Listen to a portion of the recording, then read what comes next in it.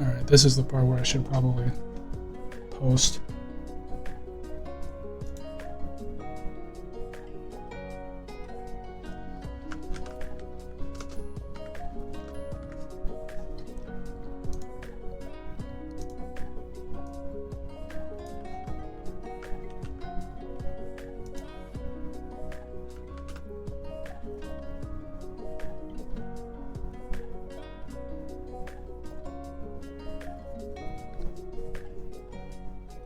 Oh, I forgot to put keyboard ASMR in the title. That would have been funny. Alright, I'll save that for a later one.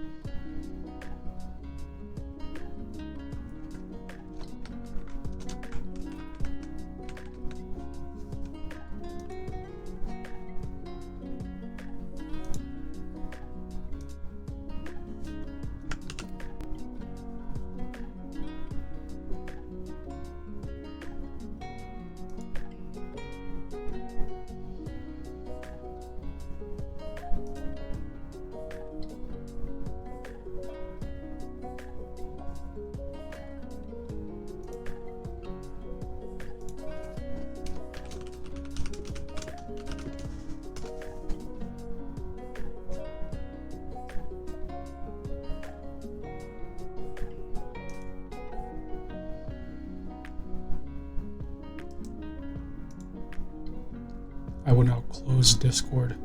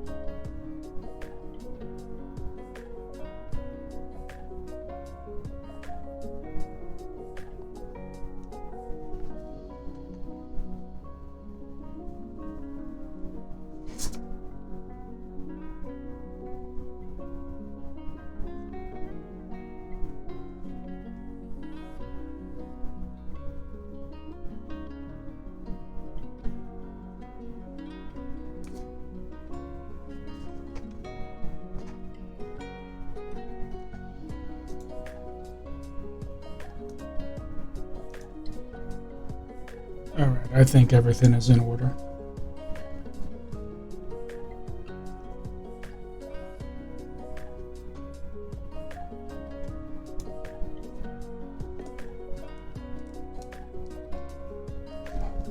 So I know what we're going to start with.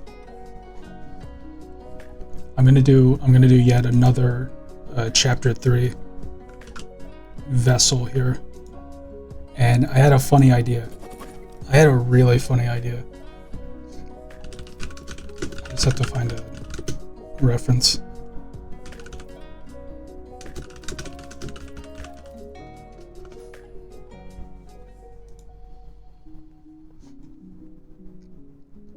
This one's gonna be good. This one's gonna be good.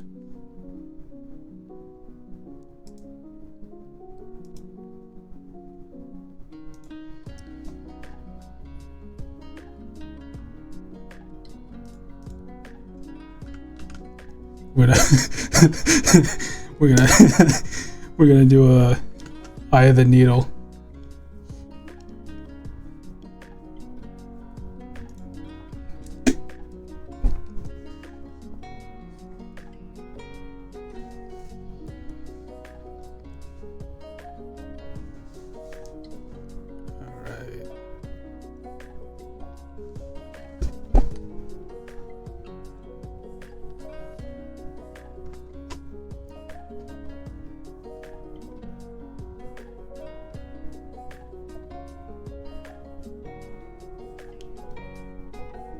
What other good references are there? Oh, you know, I need an idea of how like what's the size difference that we're working with here?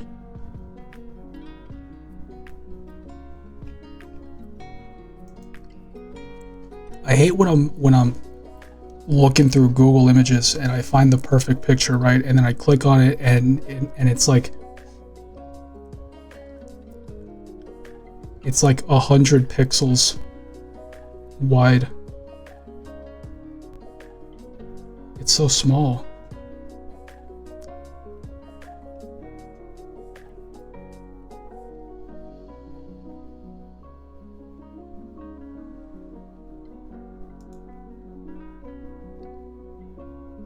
Okay, this one's probably smart. I could do a screenshot where she's like grabbing your hand or you're stabbing her, right? Because then you have the direct contact with her and your arm. But I think this one will be more helpful to me, because this is how big she is compared to the doorway, right? And I know how big I am compared to a doorway. She's fucking big. Okay.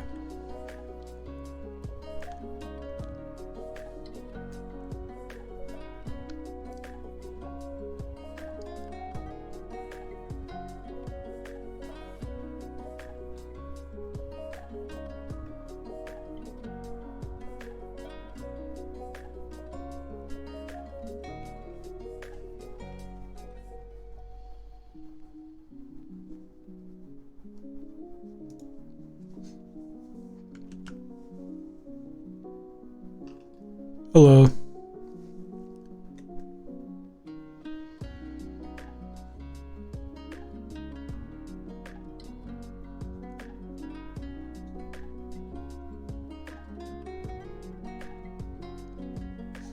How you doing? Hope you're doing well.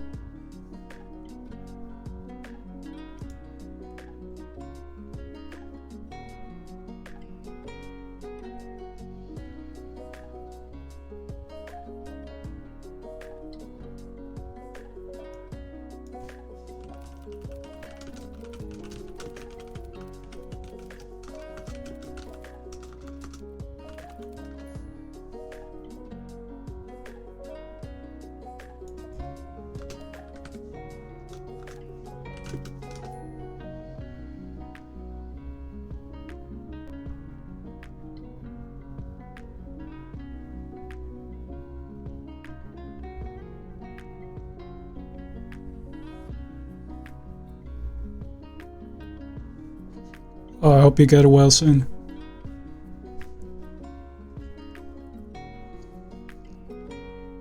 This is not art for an article. Right now I'm doing another entry in a I guess I've started a series of artworks here.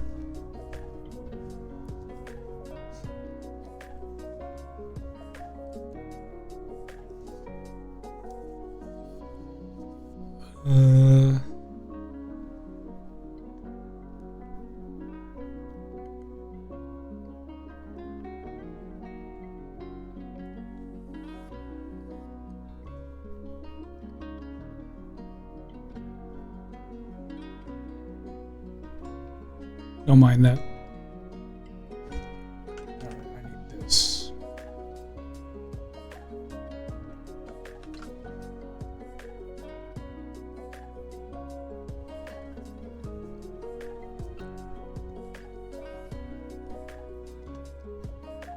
Look, there's context to this, but I assure you, uh, the people who have played Slay the Princess, this is funny to them. This is extremely funny. No worries here.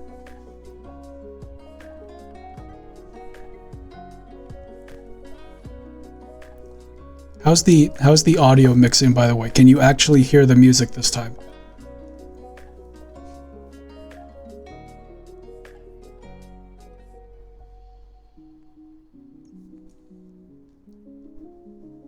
Because no one told me last time.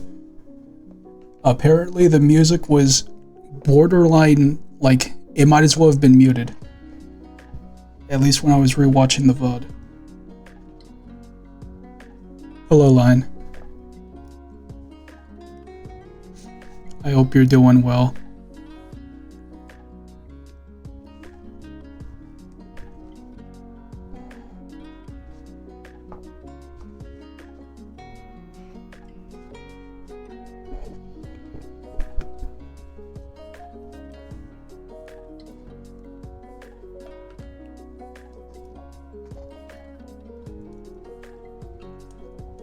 So basically, I'm gonna give you an explanation with as little spoilers as possible. Okay. If you plan on playing Slay the Princess in the future,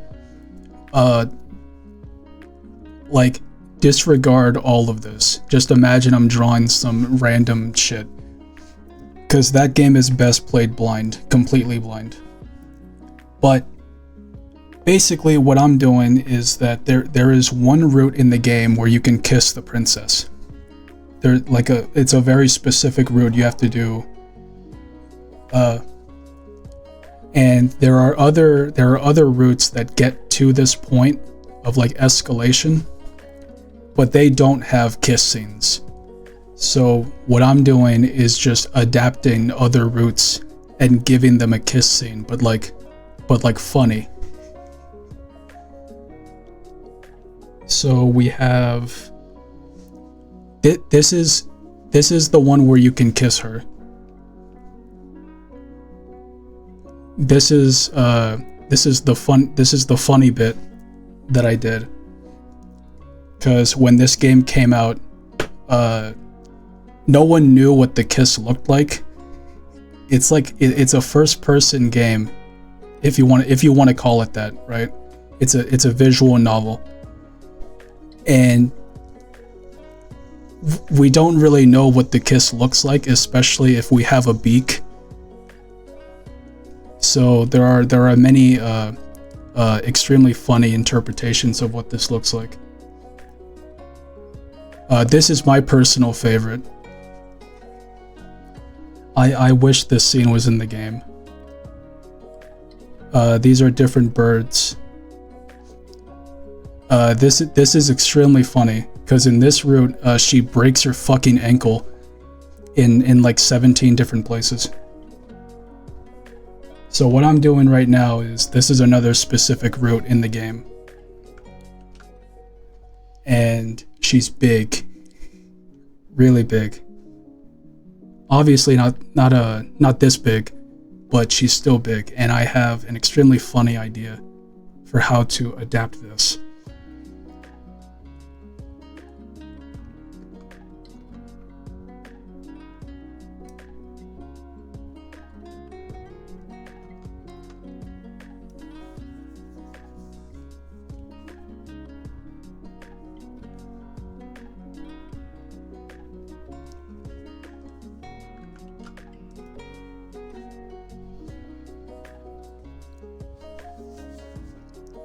Alright, locking in.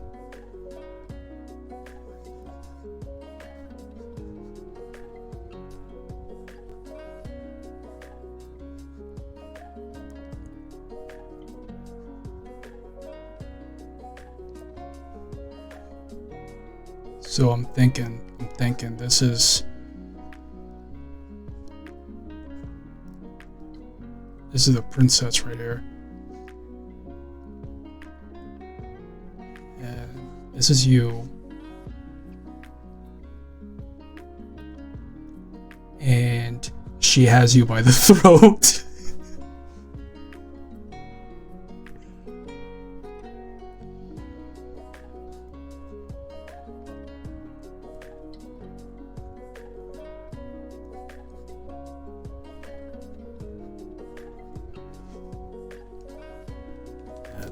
That don't look right.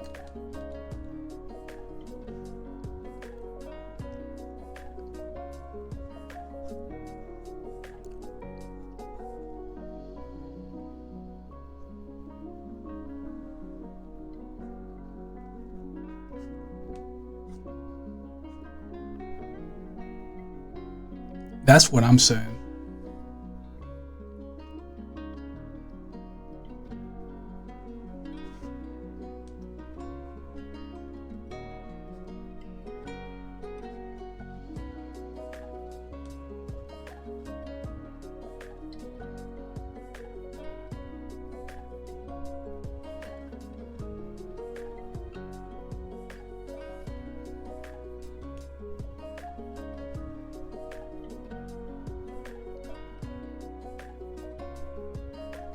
Oh, but how do I make this? Oh, how do I go about drawing this?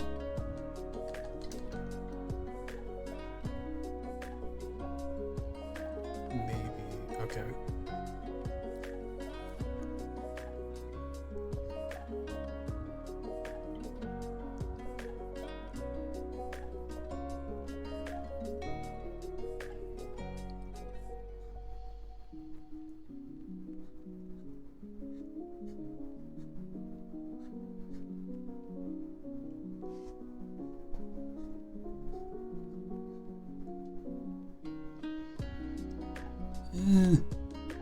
No, we don't need to draw the legs for this one.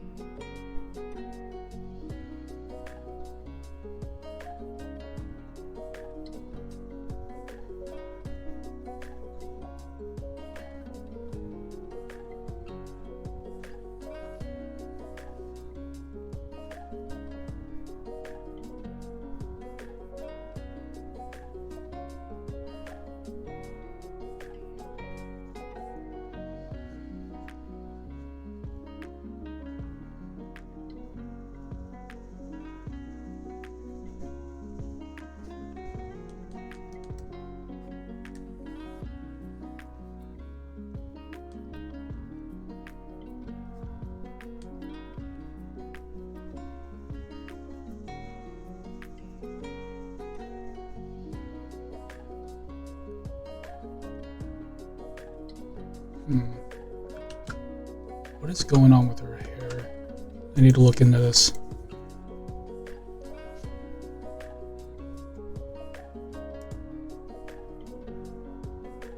Okay, I see.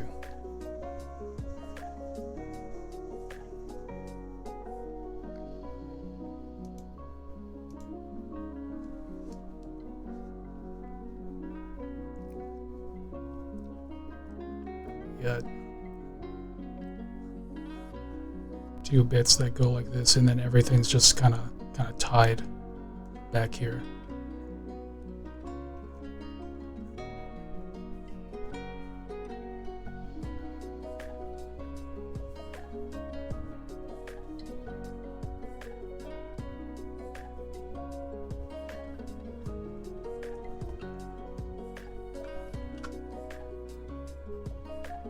Well, if I'm gonna make this as funny as possible, I need to get a muscular forearm.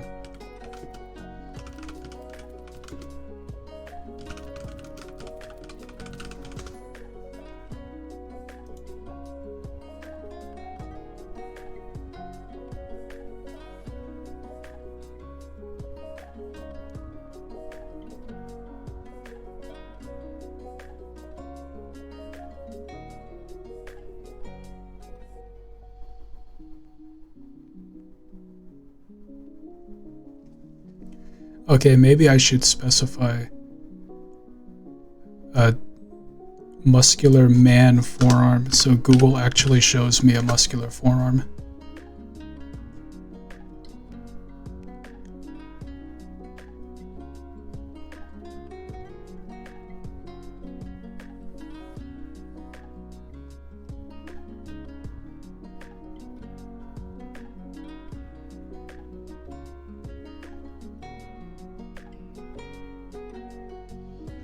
Okay, Google is not going to cooperate. We're gonna have to improv.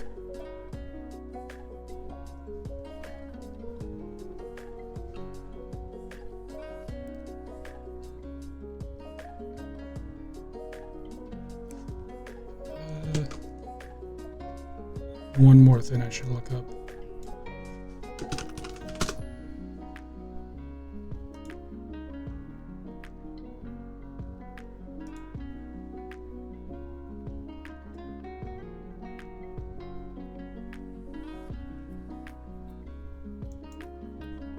Okay.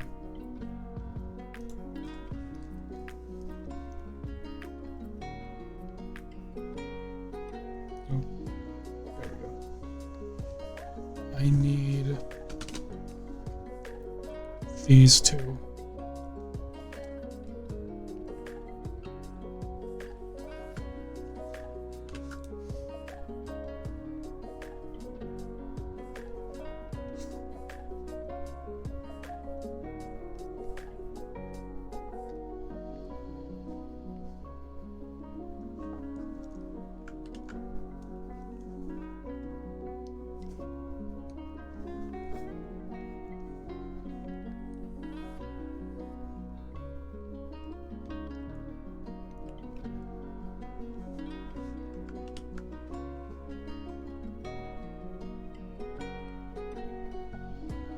Okay, this is gonna be peak. I can tell.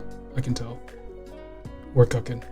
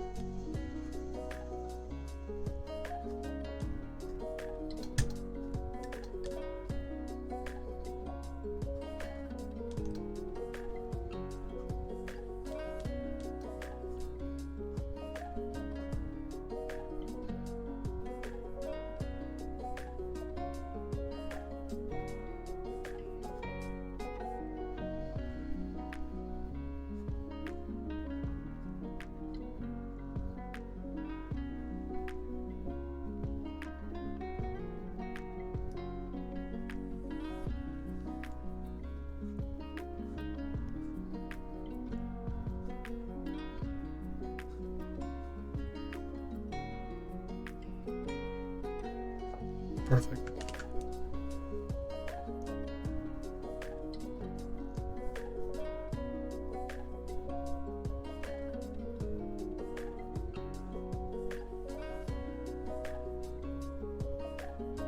Ah, damn. I'm cooked. You cooked me, bro.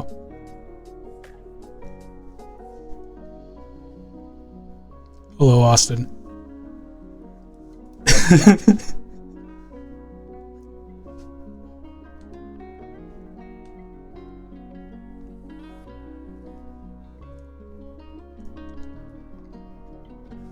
You know what? One of these days, people are gonna, like, someone in chat is going to think that you're being like serious, like you're actually trolling.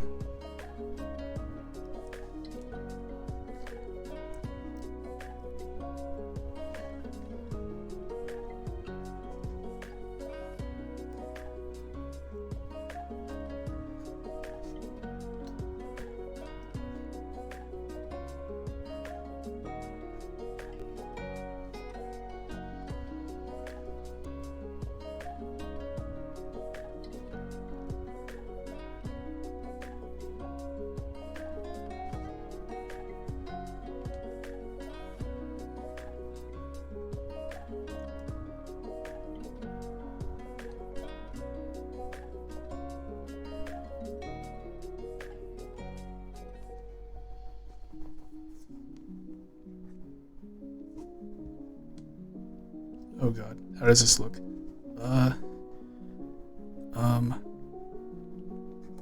Oh god. Shoulder. Like this. Tricep.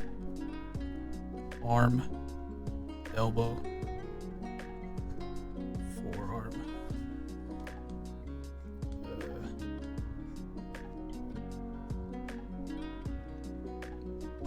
Whatever the hell this muscle is.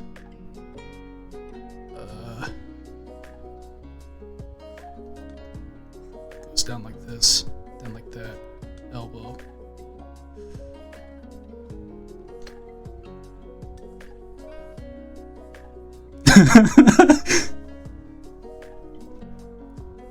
That is a crazy thing to say.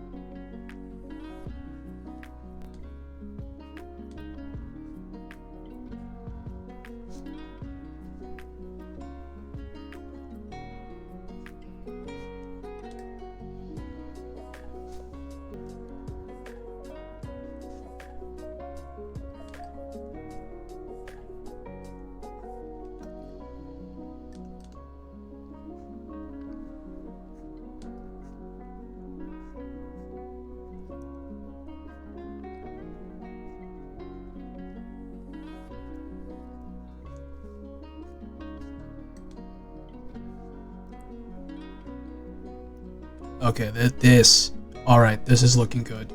That looks like an arm if I've ever seen one. And I do believe that I have.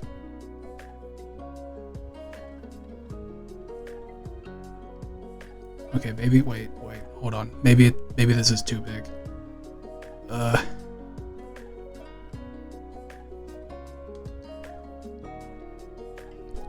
Bicep.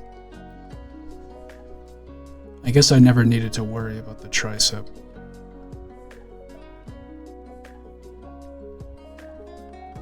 Yeah, this is...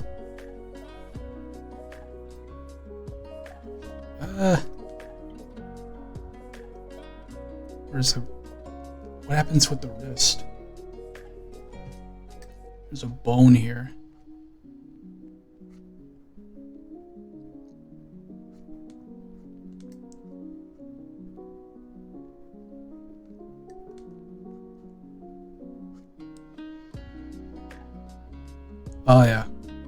Oh yeah, that's it.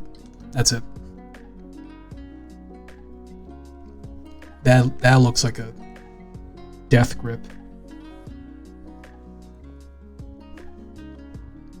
But maybe maybe a little too big. Or maybe it's just the shoulder.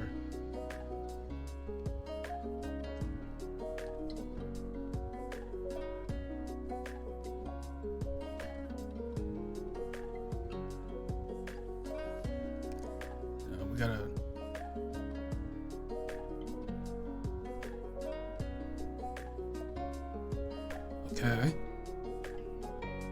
Okay.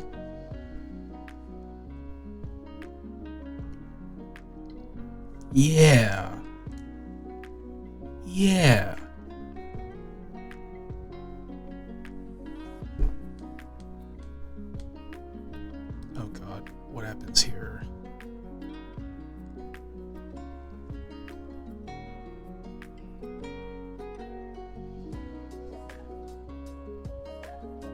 Okay, maybe the play is to make the head bigger.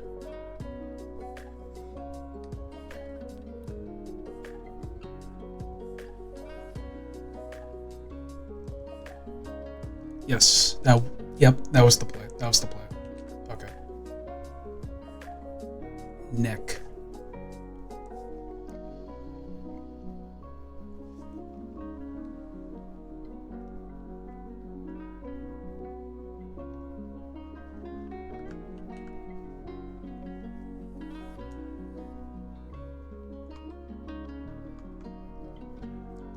Did anyone ever say if the audio mixing was good? Did I just miss that?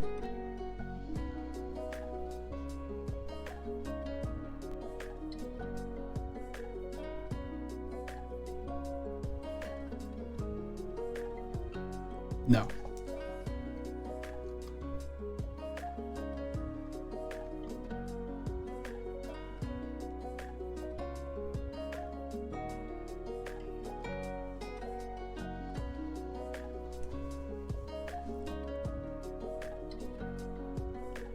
Well, I'm just going to assume it's fine.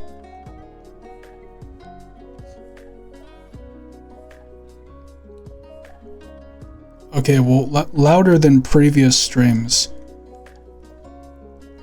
It was extremely quiet in the last one. And that's just because I watched the VOD. That was the first one where I had the music playing in the VOD too.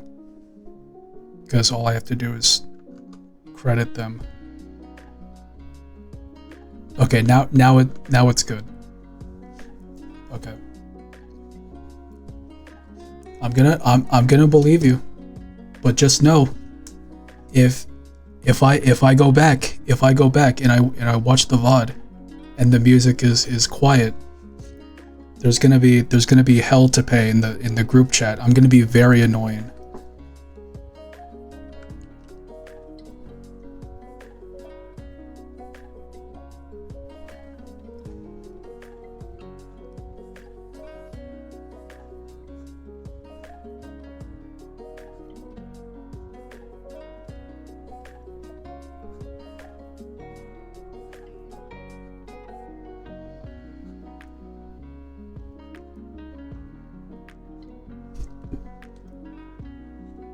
You should thicken the horns up so you can differentiate them from the hair.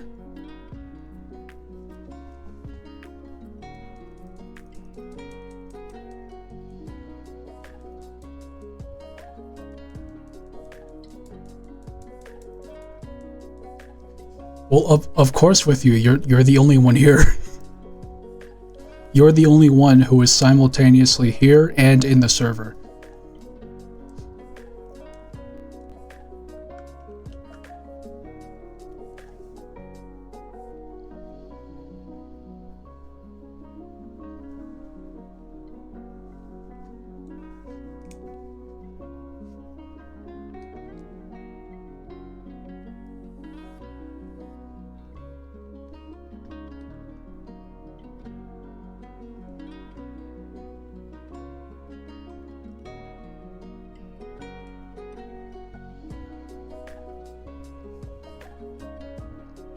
Oh, you know me so well.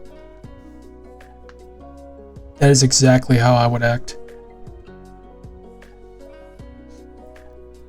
Or let me see. How did I act last time? I should look.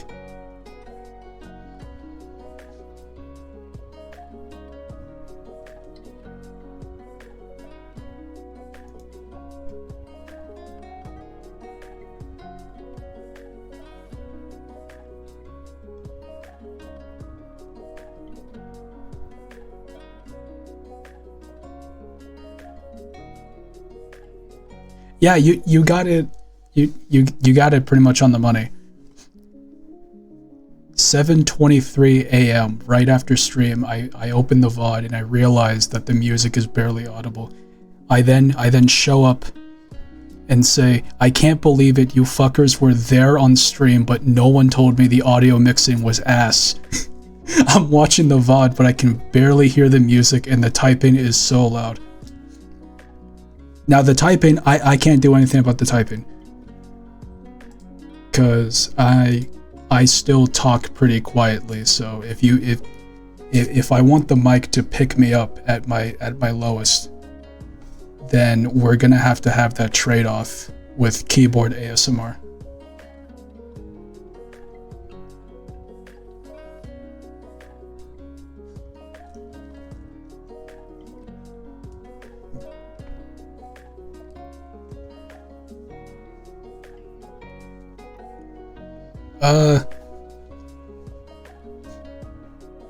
I think at most, like, annoyed. I don't really get, like, angry.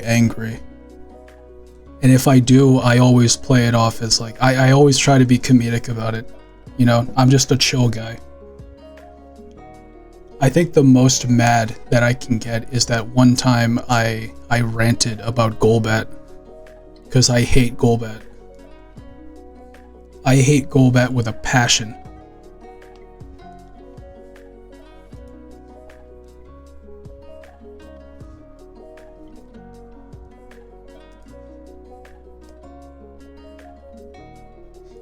I remember reading out one of my famous rants in voice chat, but I don't think you were there for it, Davey. Oh, the music is over. All right, I should pick a new one.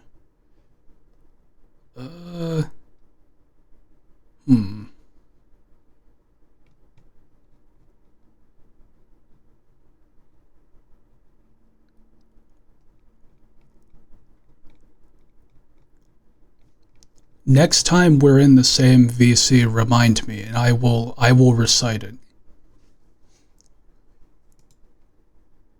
Oh, I know. I'll make you feel right at home. I'll play Spagonia from Sonic Unleashed. Oh.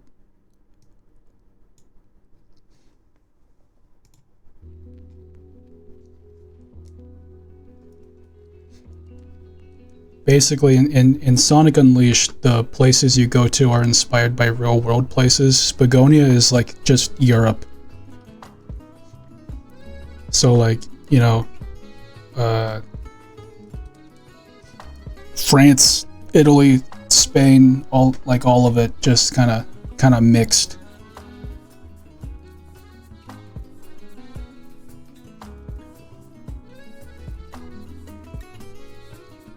Oh yeah, it's so good. It's one of the best OSTs in the game.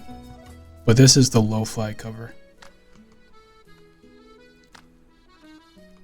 Maybe I should play the regular one.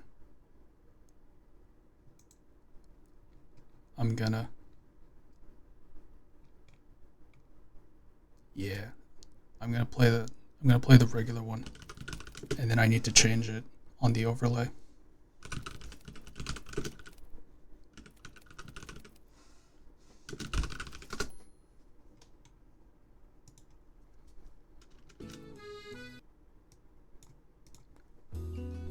There we go.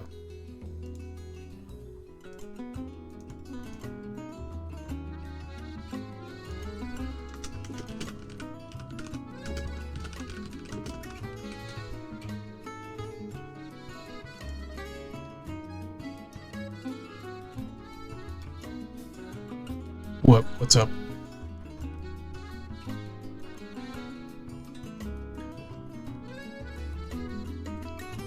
Well, I'm always trying, you know.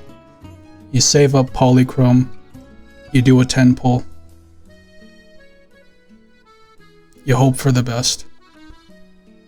I'm still hoping one day, alright, one day I will get Jane Doe. I need her so bad. I need her.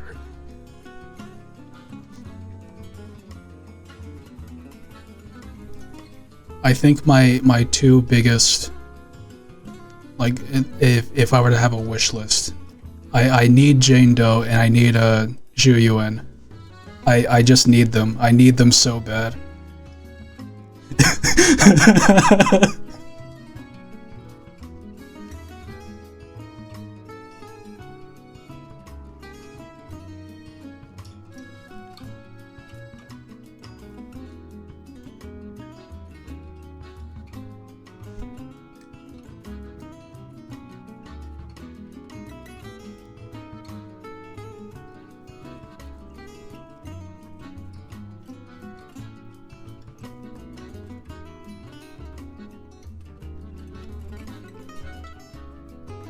Oh, Miyabi's also really good. I really like playing Miyabi.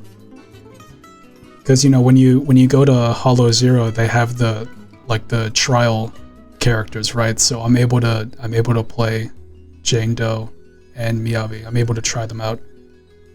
It's really good.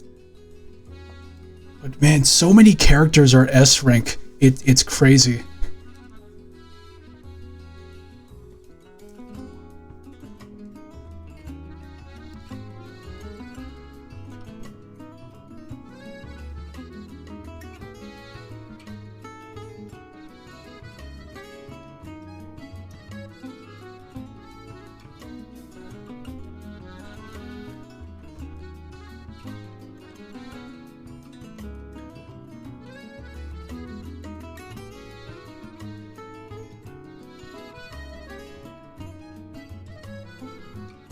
Oh well, if I draw it like this, then the wrist bone goes here.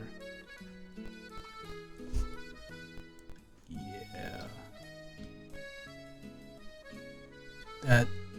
This feels right.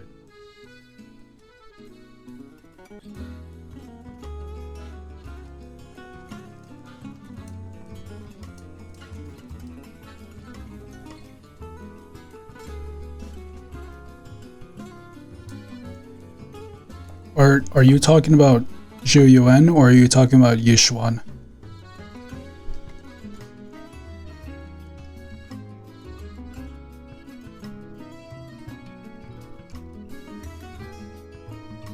Because that could be either. That's not I don't think that's how you spell their names.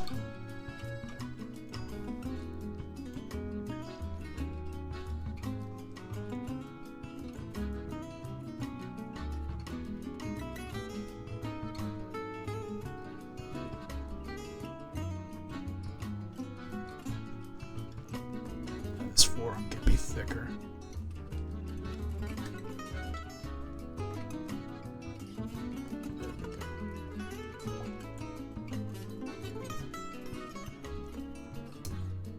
You spelled it the same way.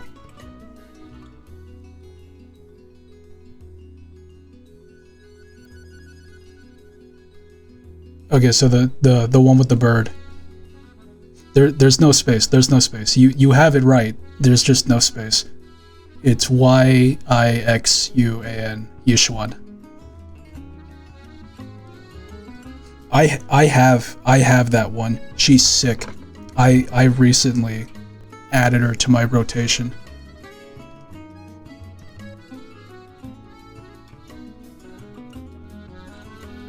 She pairs really well with Pulchra.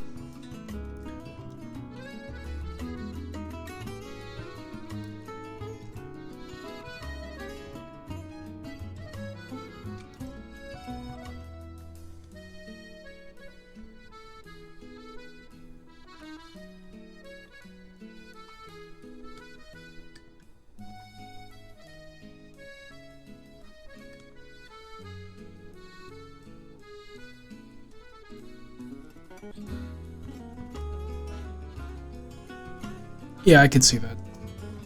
Because you wanna build her with crit, lots of crit.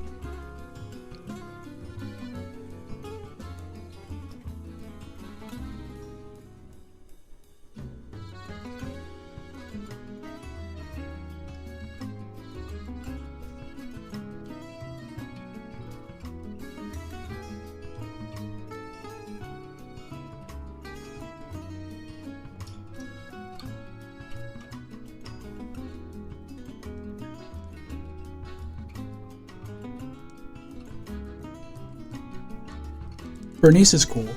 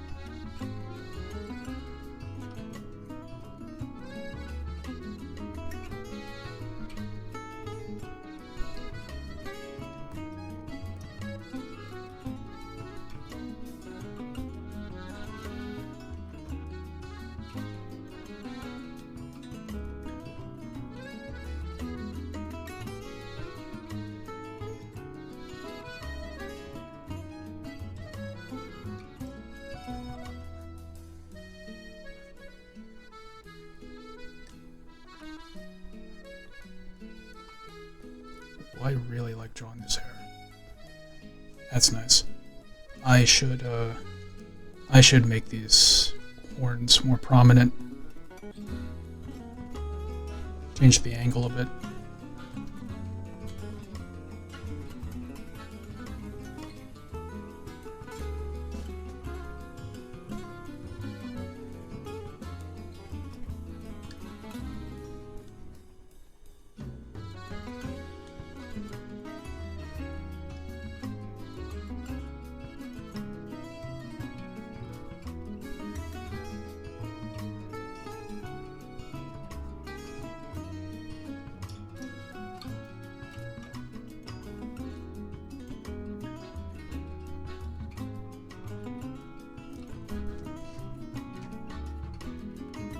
I think my favorite agents are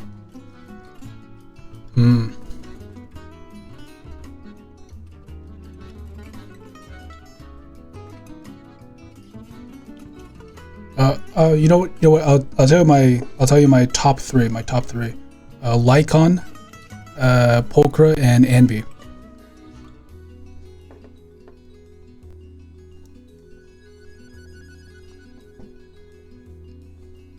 I love Lycon.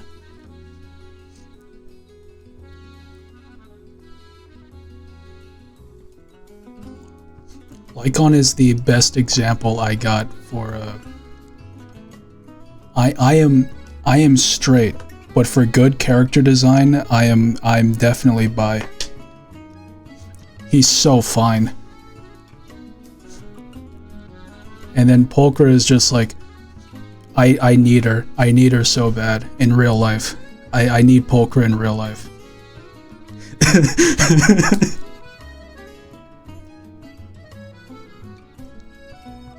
I haven't met oh no, I have met Ellen. She's in Victoria housekeeping.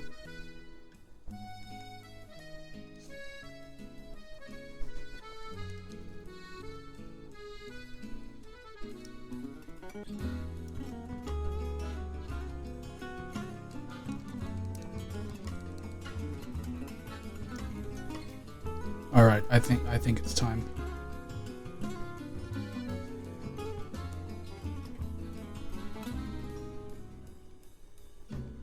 How do we? Okay. Okay. How do we go about this? It's here.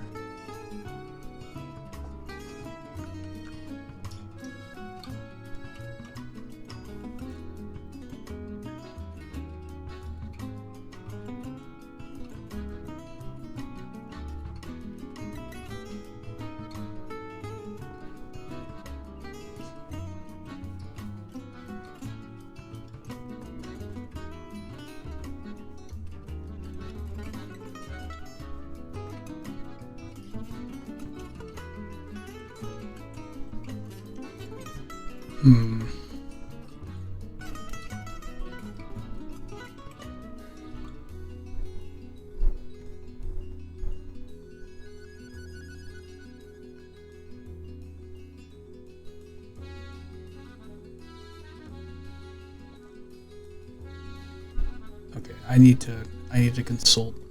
I need to consult the archives.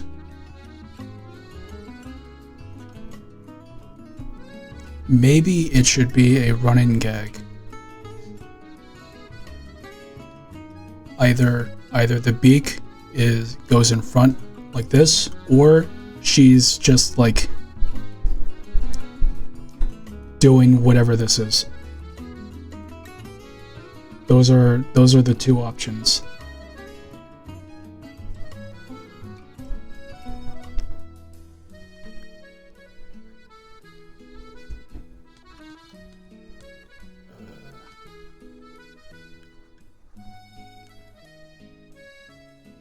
I should. Nope. Other way. There we go.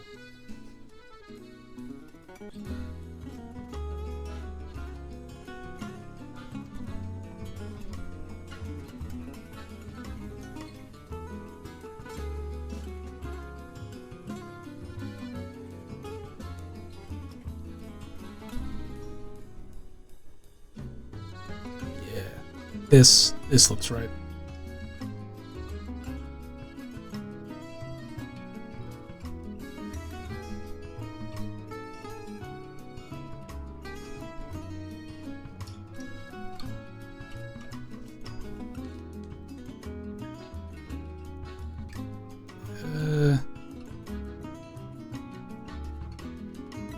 No.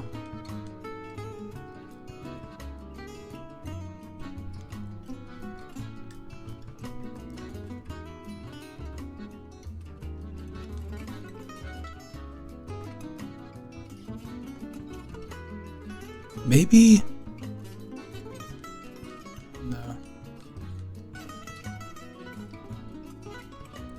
It should be a new layer, because I have to color this later. There we go.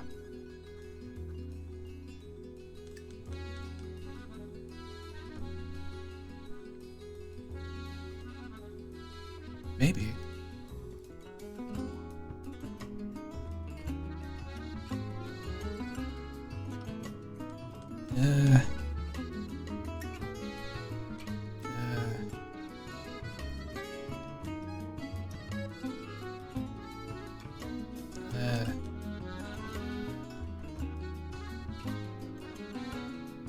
Okay, maybe no eyebrow. Yeah, no. Yeah. Perfect.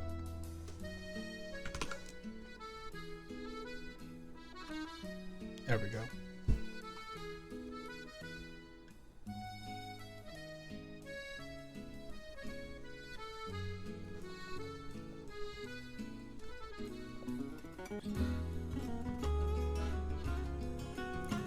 Now, I don't really know what's going on here, anatomy-wise.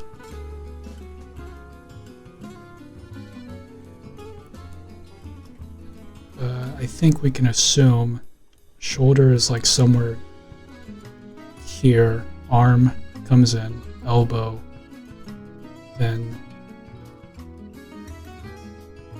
he's probably holding on. Yeah, I feel like this is what I would do if I was also getting strangled. I think this is just the normal play. Oh, but then okay, I have to put this in front then.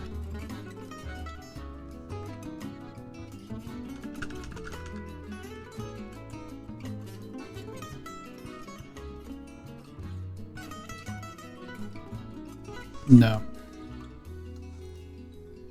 We need to draw the arm in front.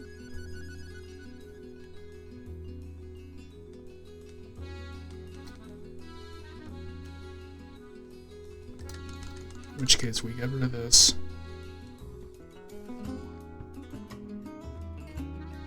No, that's alright. Okay.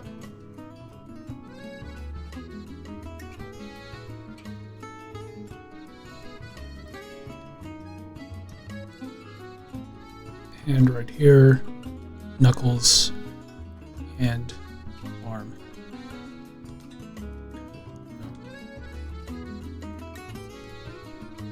There we go.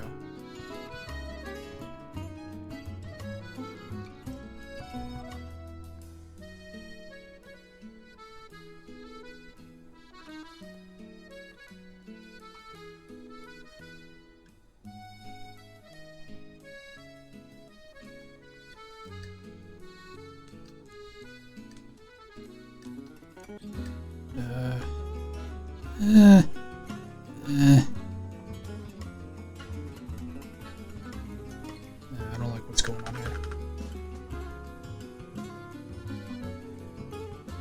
Like that? Maybe. No. Yeah.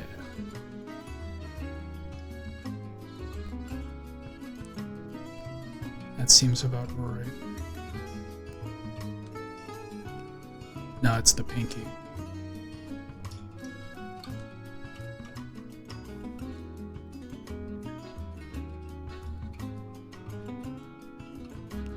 And then we need the thumb, fingers.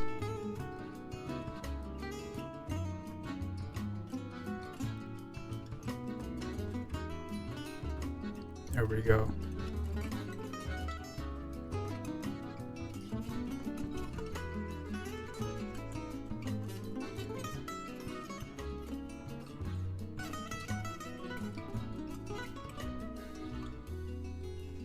Yep, this makes sense.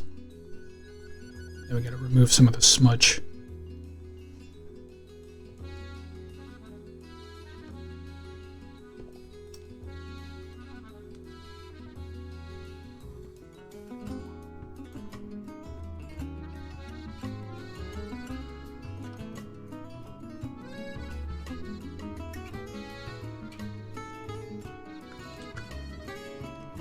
Now, despite drawing this guy multiple times, I still don't really know how to do wings.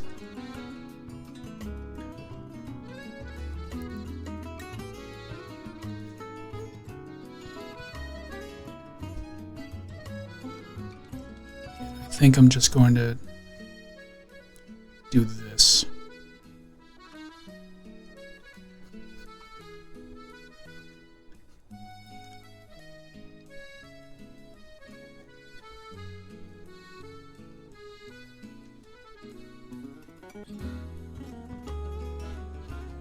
Oh yeah. Oh yeah, that's it.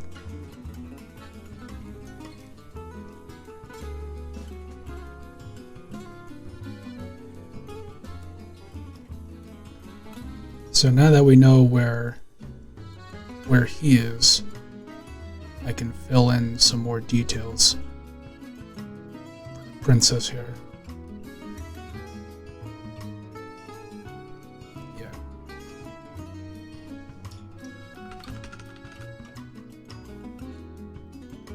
Yeah.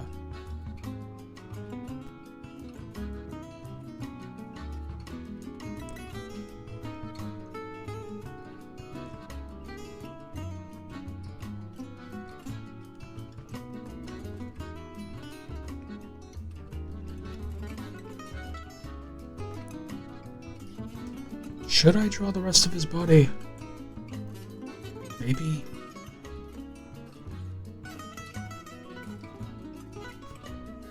Does this add anything?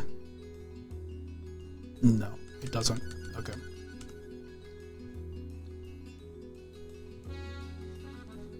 Perfect.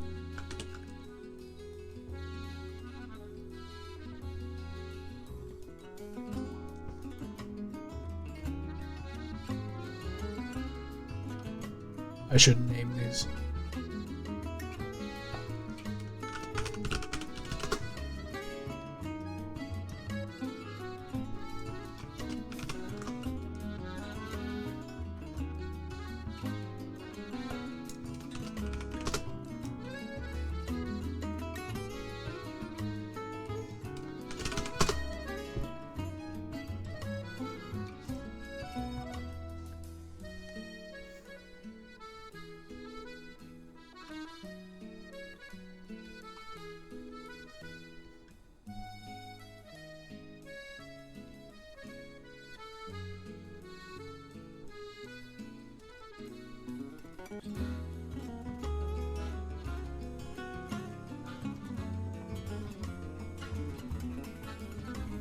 Then we get the colors.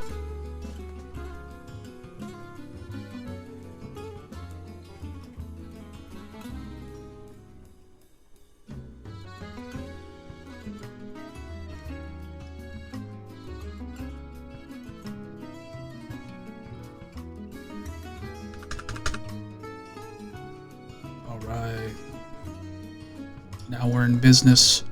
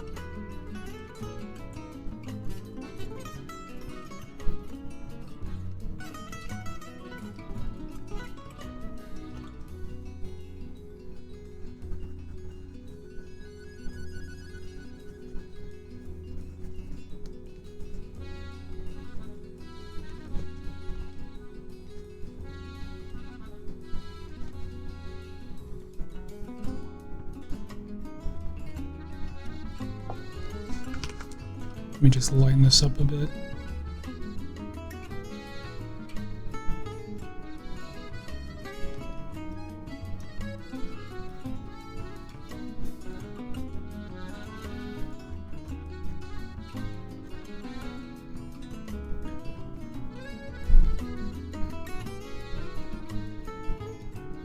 Perfect.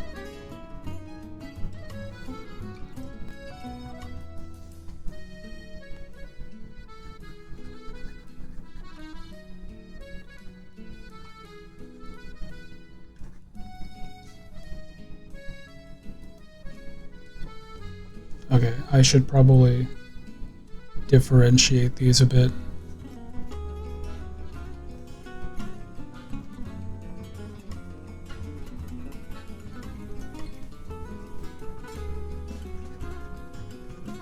I'll make this a bit darker.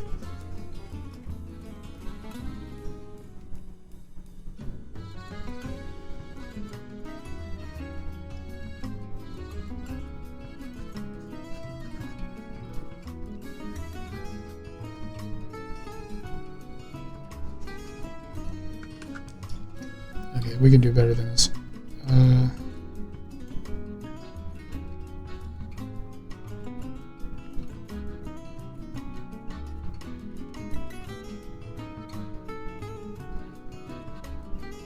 Okay. Okay, yeah. Yeah, that works.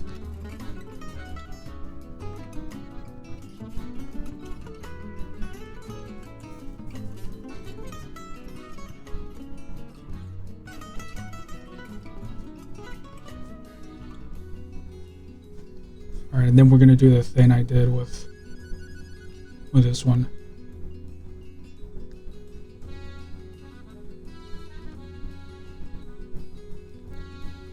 I'm gonna see if I can get the color. Nope. Nope. Yes.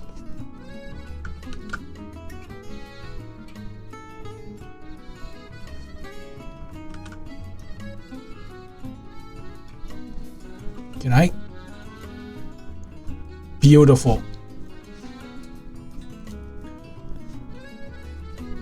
It works perfectly. I don't have to do anything. I'll squish it a bit.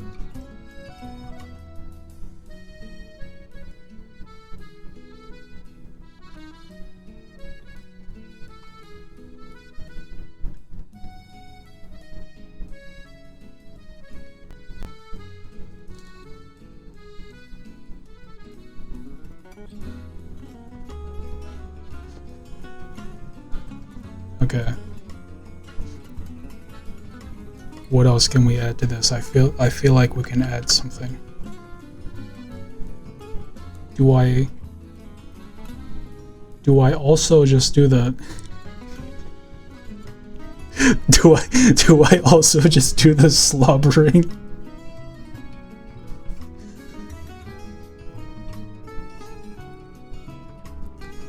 That would probably be funny.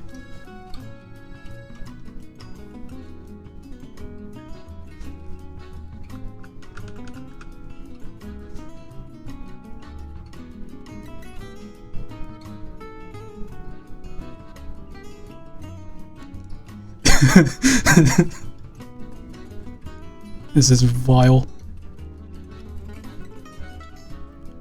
Oh wait, I put this in the hard light layer. I can fix this. There we go.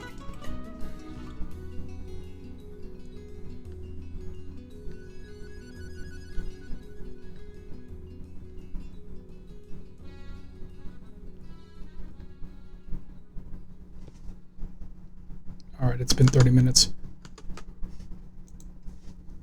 Going back to lo-fi.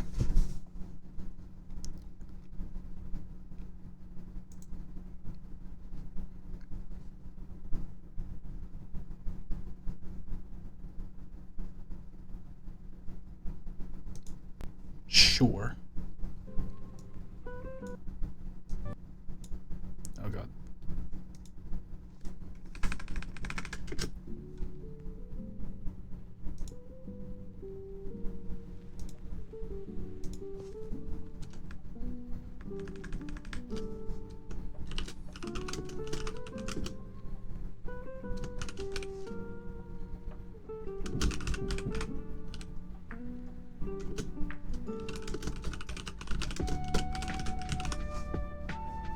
I don't remember if this is what I had before.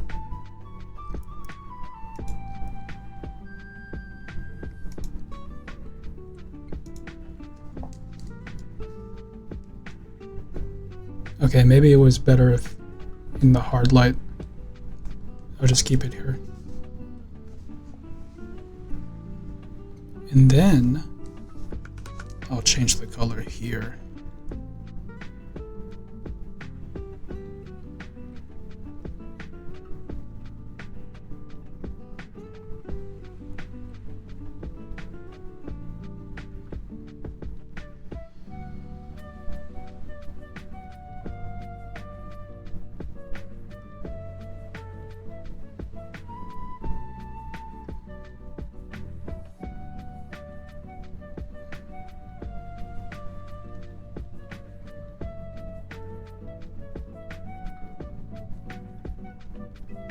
Okay. Then I'll blur that.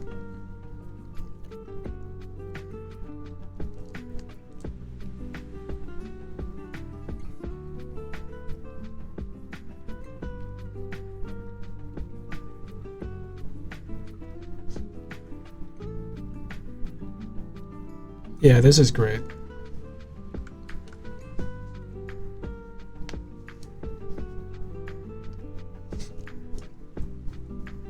This is lore accurate too. She has no idea how kissing works. She just knows how to beat the shit out of you.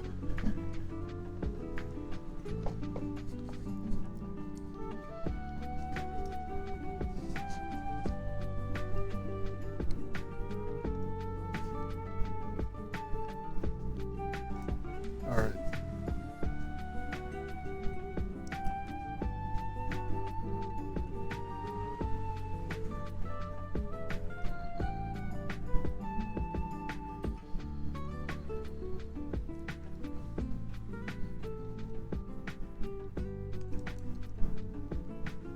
I should probably make the reference gone. That'd probably be smart.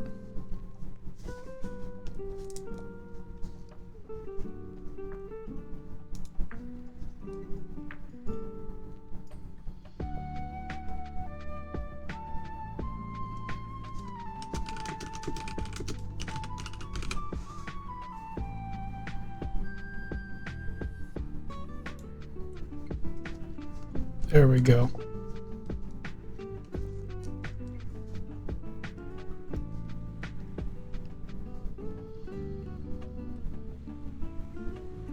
Another one down. I'll put this on the screen while I post it.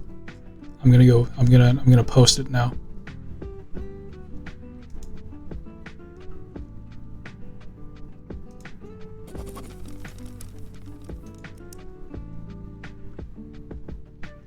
So far, I've only put these on Tumblr.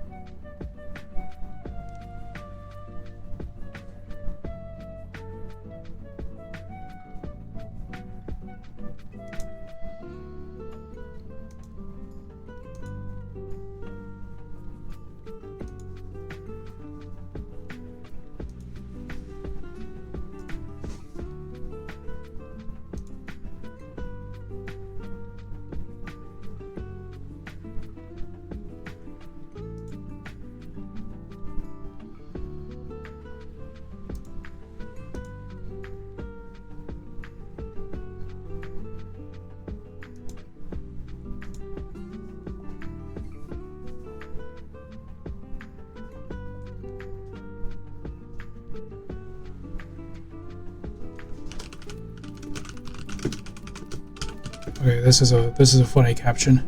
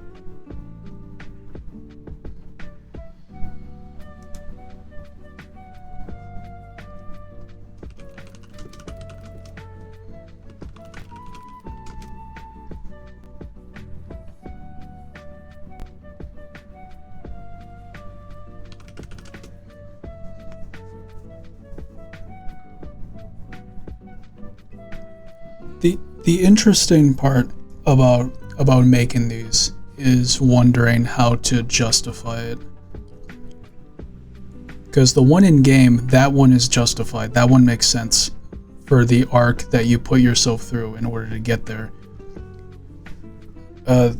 The other one I drew, not the big one, the ghost one, that one doesn't make any sense because she hates you. In that route, she despises you. So I don't know what kind of shit you have to pull in order to smooch that one. I think this one, the one I just did, I think this one might have, like, there might be a chance. There might be something.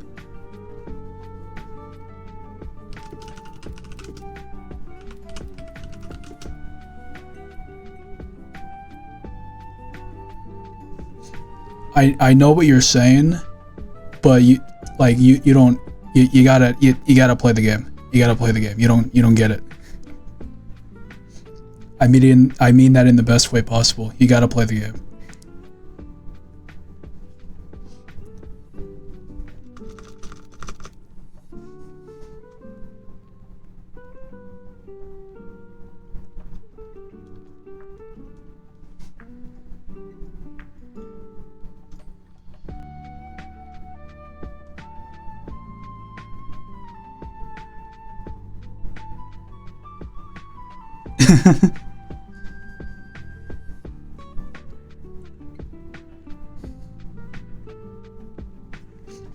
Bro lacks critical information.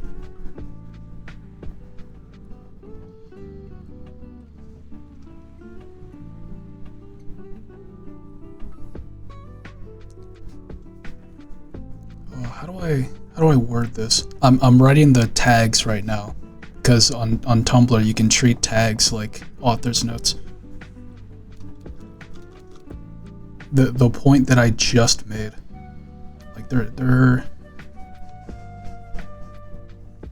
this one might have a there's a word that I wanted to use. This one might have a reason. This one might have a solid reason, solid justification, solid. This one might have a.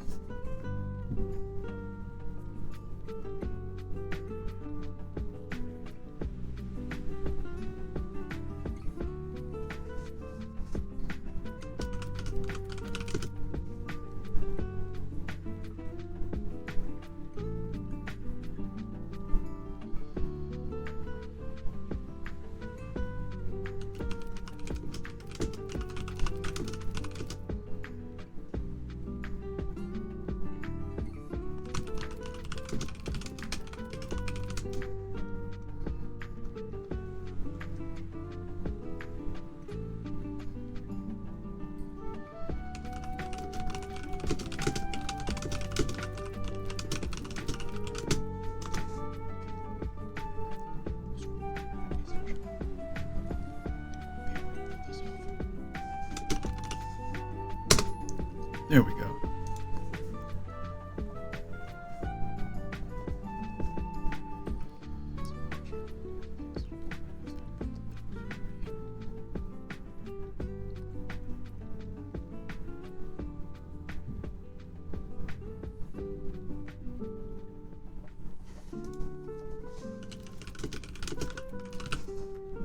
I almost forgot to tag Slay the Princess.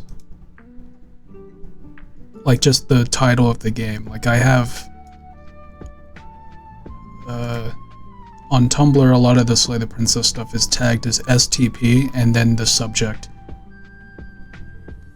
So I have STP fan art. I needed just Slay the Princess in general. Okay.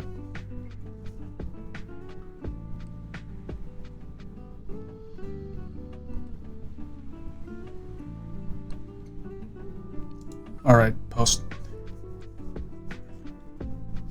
I like it. I really like Tumblr. I think it's a very chill place, and it can also be a very funny place. And I think it's really good for fandom stuff. If you're into fandom stuff and you want to see, like, cool art, cool writing, stuff like that. Or you just want to see like chaotic, I'd say memes, but it's more like just chaotic posts in general. Then yeah, I don't see why not. I like it.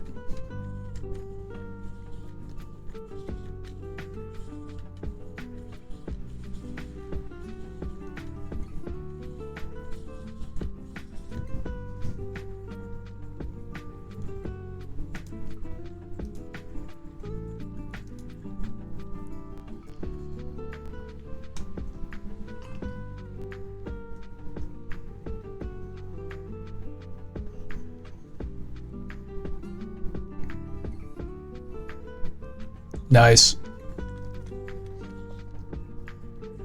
Do you still use it?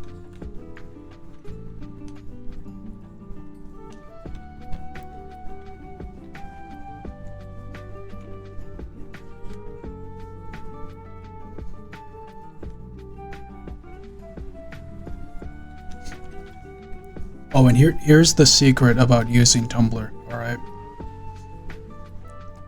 If you encounter anyone on the internet saying that Tumblr is dead, just let them believe that. We gotta keep it niche. We do not want people migrating to Tumblr. Let them believe that it died in like 2015.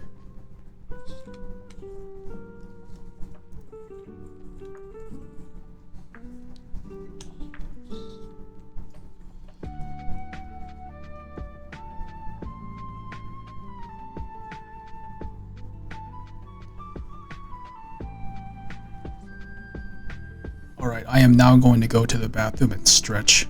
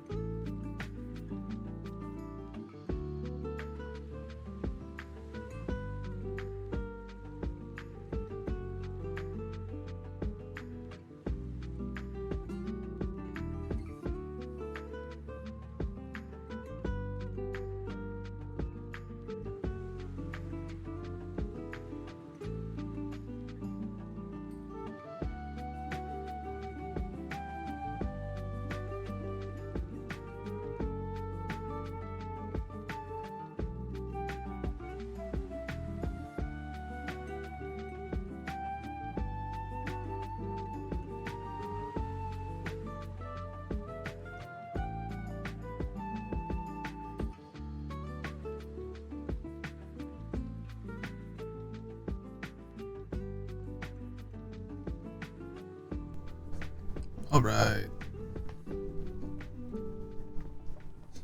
Yeah, that's fair. I used to post a lot of my like world building stuff on Tumblr, and I still do like every now and then if there's something I'm like really proud of. Now I mostly just do like fandom stuff on Tumblr because that's usually what they care about. My Slay the Princess stuff has been doing numbers, and my Arcana stuff.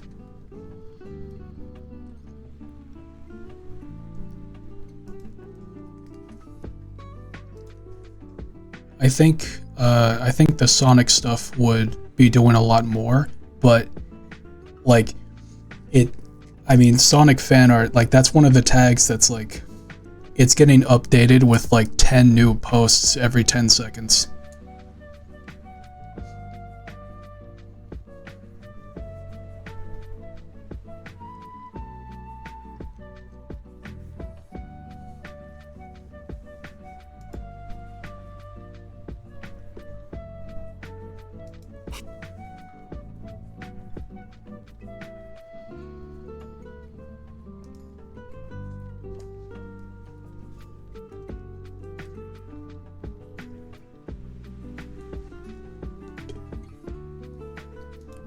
All right, what now? What now? What am I thinking? What do I want to draw?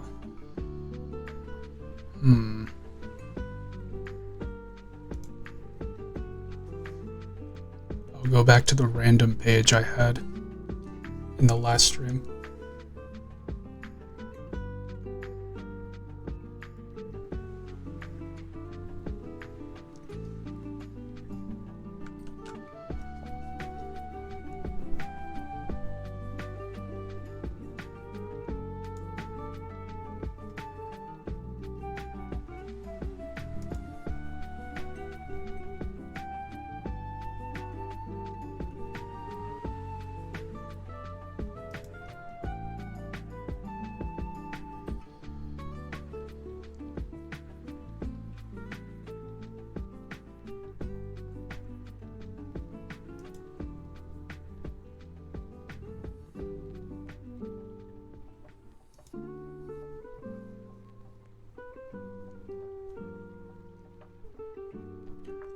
I know for a fact that there was an idea that I had before starting stream of something to draw. Oh man.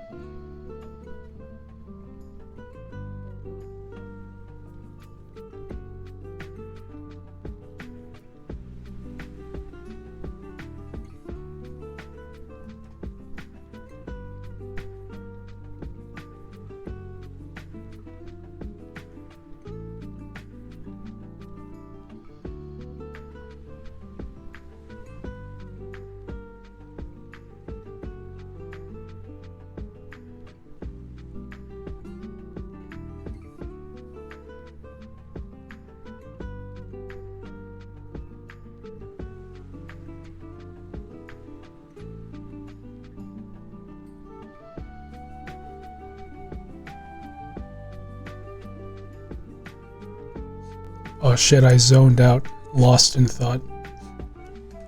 I was silent on the stream for like 5 minutes, my career is over.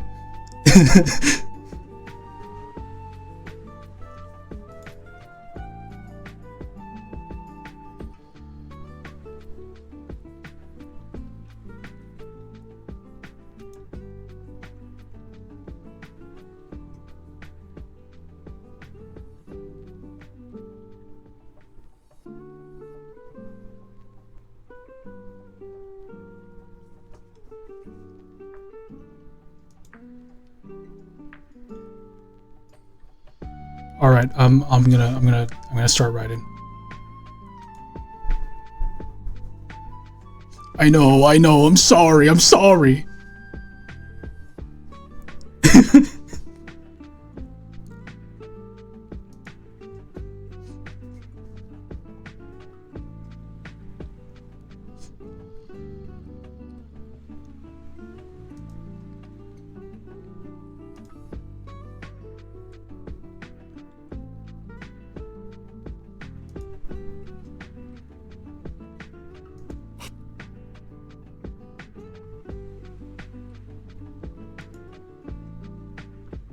I know, right? Squandered. Okay, we're writing.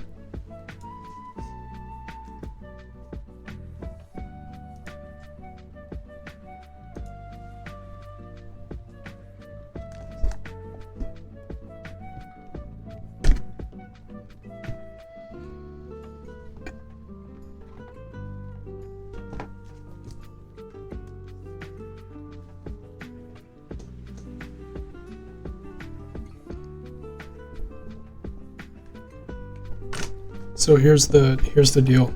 Here's the deal with summer camp. I'm going through it. For real. Something about this wave. Not only do I not have any like solid ideas for this wave, it's almost like I have negative ideas for this wave. Like I'm in the negatives now. This retroactively lost me ideas that I had for the first wave.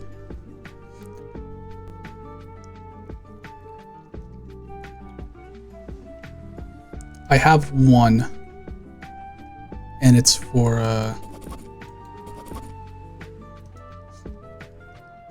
I have one for talismans, and this is I'm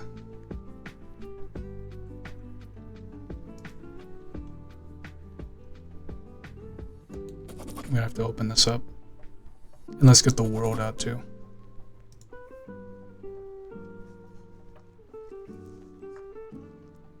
When I say talismans, and this is for the prompt that's like a garment traditionally associated with a culture.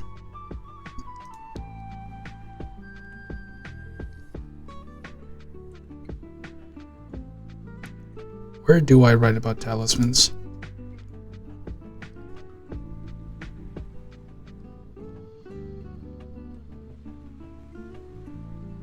Man, this does not look great. Do I need this here? Do I have it in the other ones? I'm gonna be tilted if it's in the other ones, because then I have to keep it even.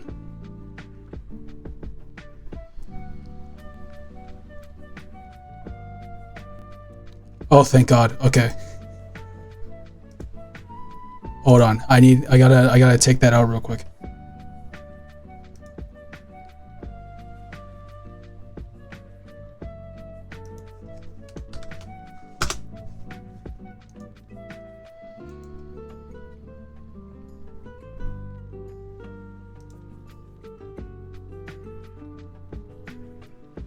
Okay, that's better.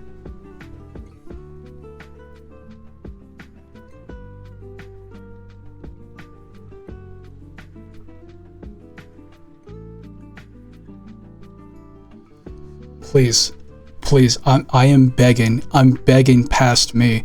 Please tell me this is not all I wrote about talismans.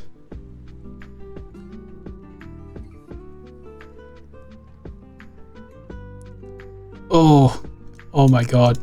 Okay, I haven't updated the Valkyr article yet. I've updated Knights and Elves for the Wawa. I have not updated Valkyr. So I gotta do that at some point, but not now.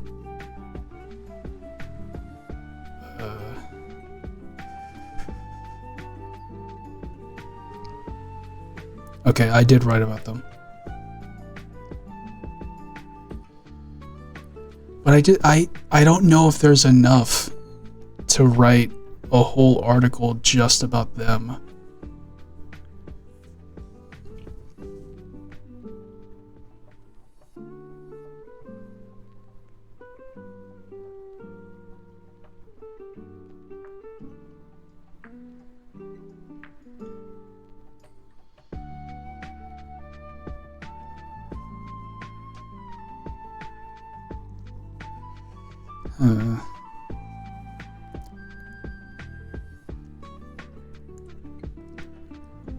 Like, technically I do have stuff that fits in this prompt, because every Ancestry article has a section like this under clothing where it's like, oh, here's a unique item that they wear, right?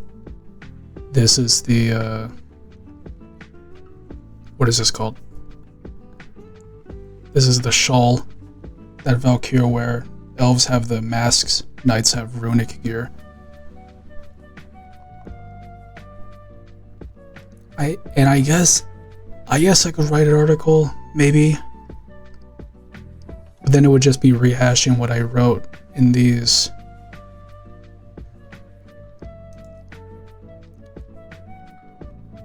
Maybe. Okay, how much did I write for each?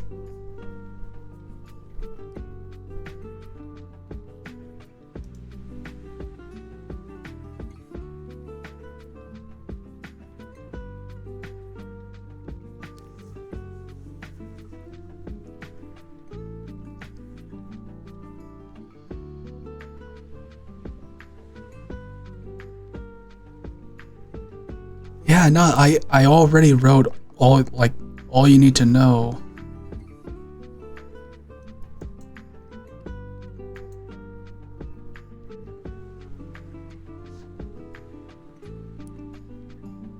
Maybe I gotta find either come up with a way to elaborate on it, or come up with something new, which would probably make more sense, you know. I would assume that cultures don't have like one specific item and that's their thing. I think they might have more than one, at least two. I'd probably put money on that.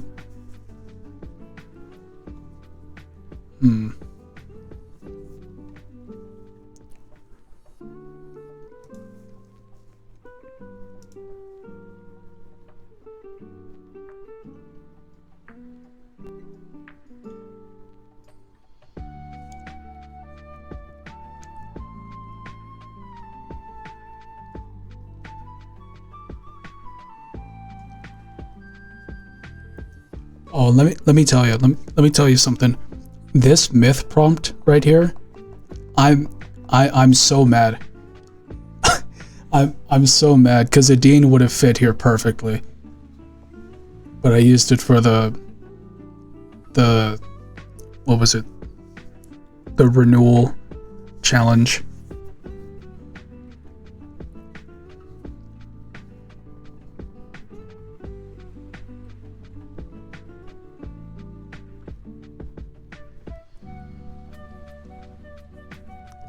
Yeah.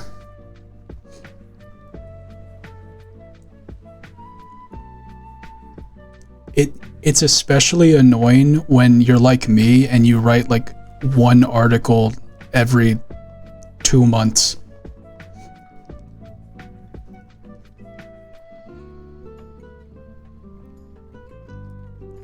Yeah, that's what I'm saying. Speaking of World Ember, I feel like if I do decide to commit on what I said,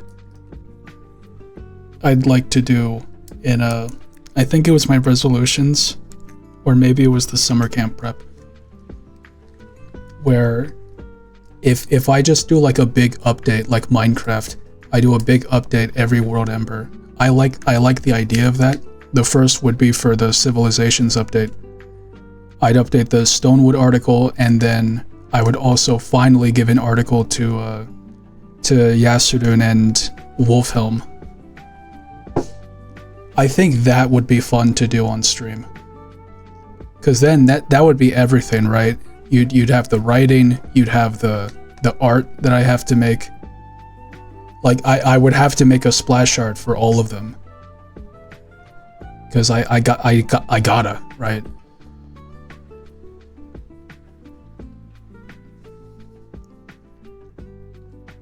Yeah, I could put patch notes in the author's notes.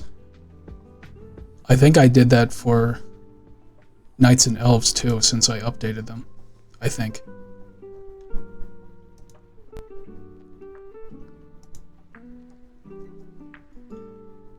Let me check.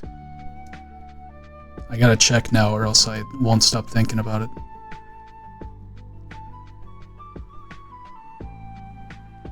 No. Maybe elves. Probably elves.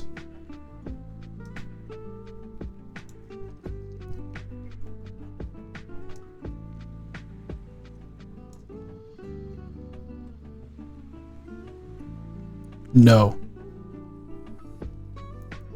I I remember doing this at some point. What article was it? I know there was an article that I updated later and then put a second author's notes, like edit. You know, like on Reddit, if something does numbers, they're like edit 1. Thanks for the gold, kind stranger. I've done that before. I know I have. What was it for? Oh, brother.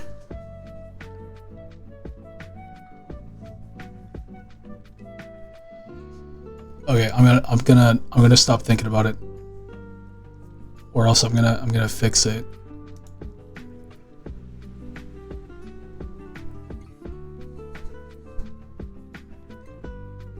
I could do a symbolic building. I can do like a shrine. And then of course my mind immediately goes to, okay, what's an important shrine? Oh, what about the shrine in the middle of Yasudun? Okay, maybe not. I keep going to like the big important stuff. I gotta like not do that.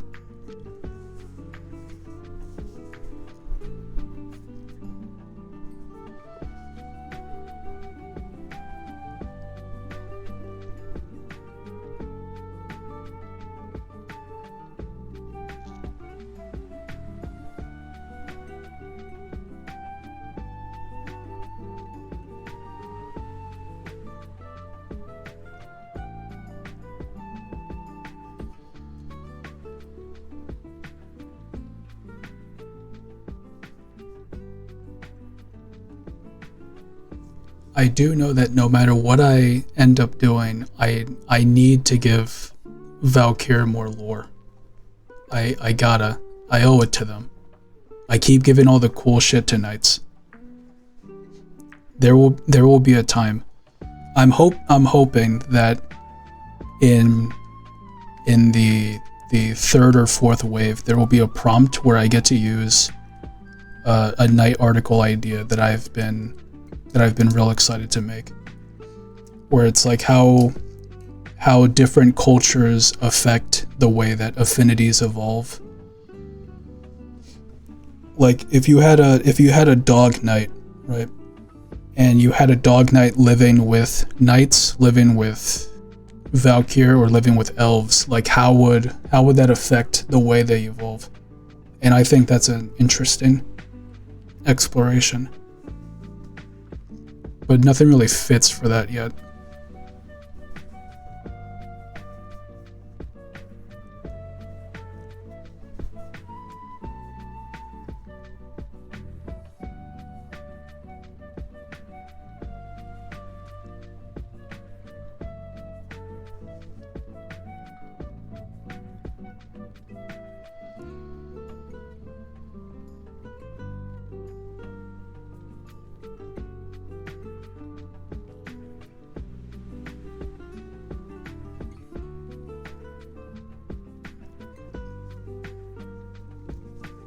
Like I do have some ideas for some of these prompts, but they're all like big important stuff, and I don't want to do that.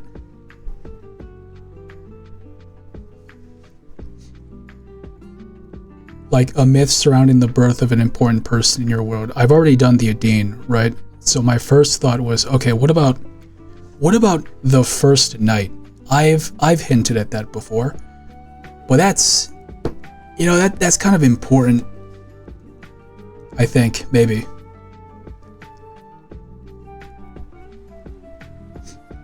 Or the place of origin of a people.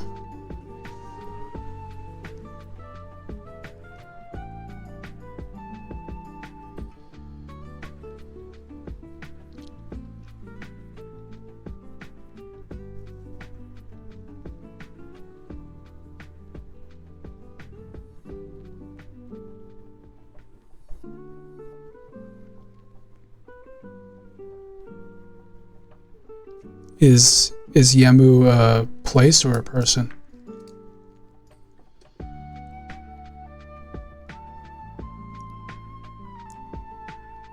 Okay.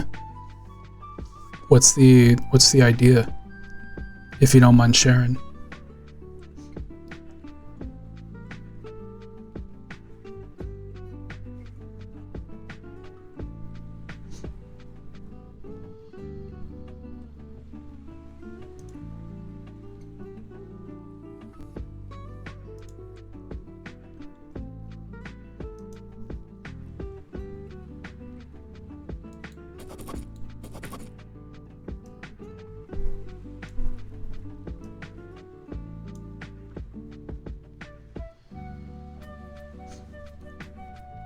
All right, I think the play is to start writing for something I already have notes in.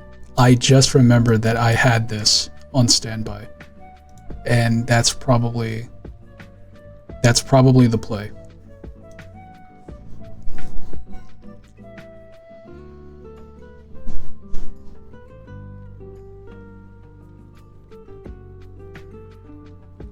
Looks like I already did the sidebar.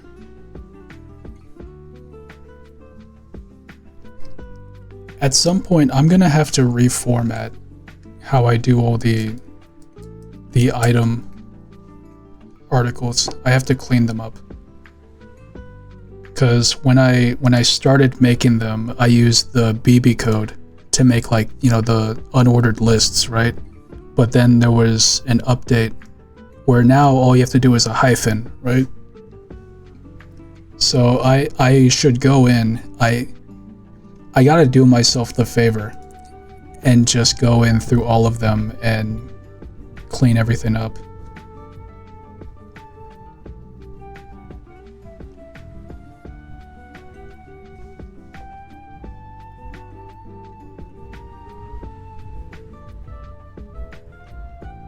Oh, that's really cool. I really like the visual of just stuff growing where you have, like, around footsteps. That's always a really cool visual. Or just any effect that happens when you take a step.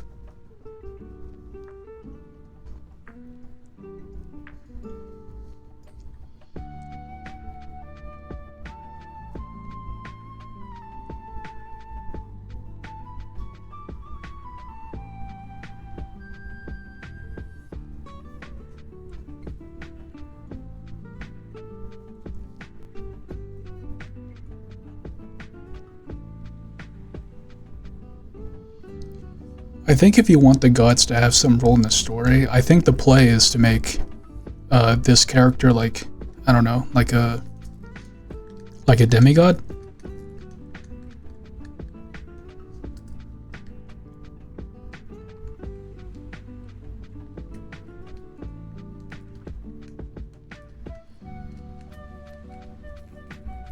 Yeah, that's smart.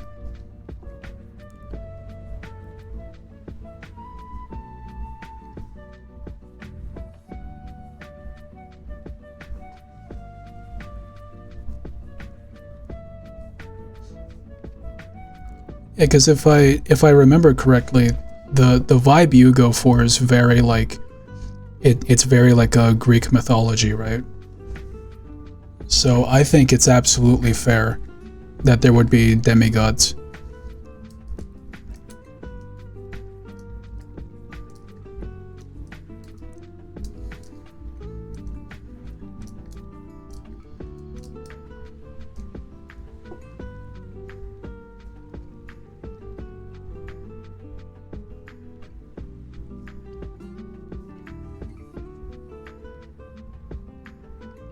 Yeah.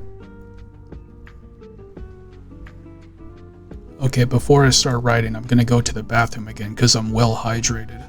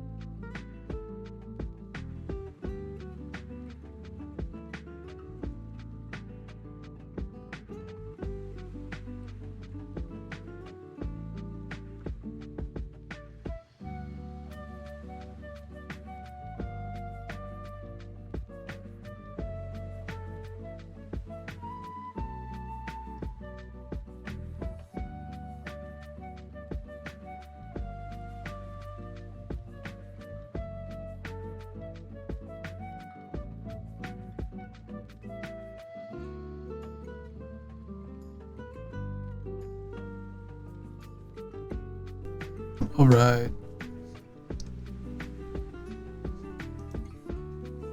Yo, if I could run ads, it'd be over. It'd be over for y'all. 15 unskippable ads. I would make a unbelievable 15 cents.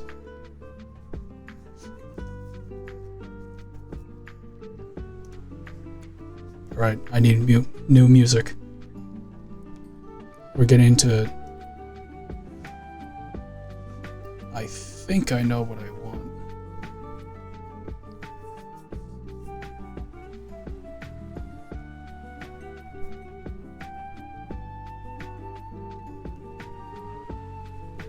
Maybe.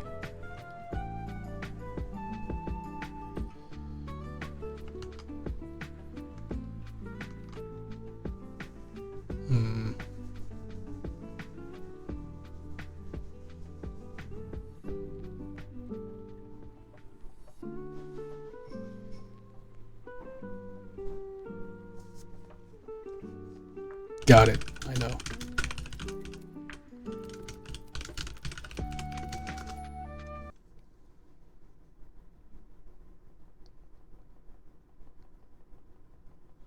Nope, this is not what I was looking for.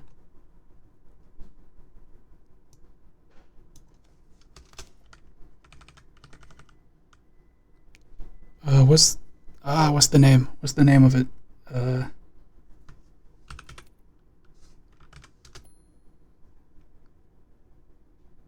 There we go.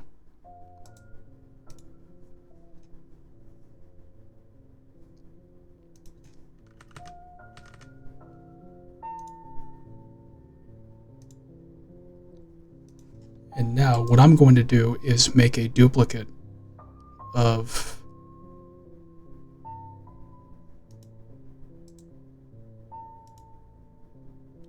this overlay so that I don't have to keep retyping.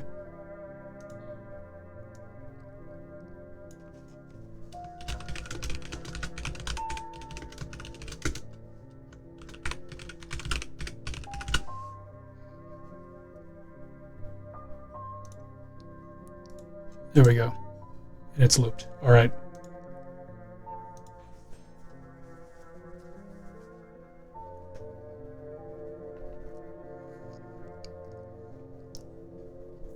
We gotta get into the zone here. So this is what we're working with.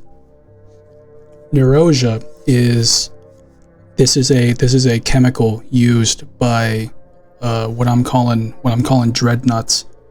This is what my version of Umber Hulks are gonna be. And they're basically like they're like hunters from Halo. So they're big. I'm leaning way more into the bug aspect of Umber Hulks. They got this big claw that they use to burrow, and then they got this little they got this blaster, all right? They got this cannon arm, if you will.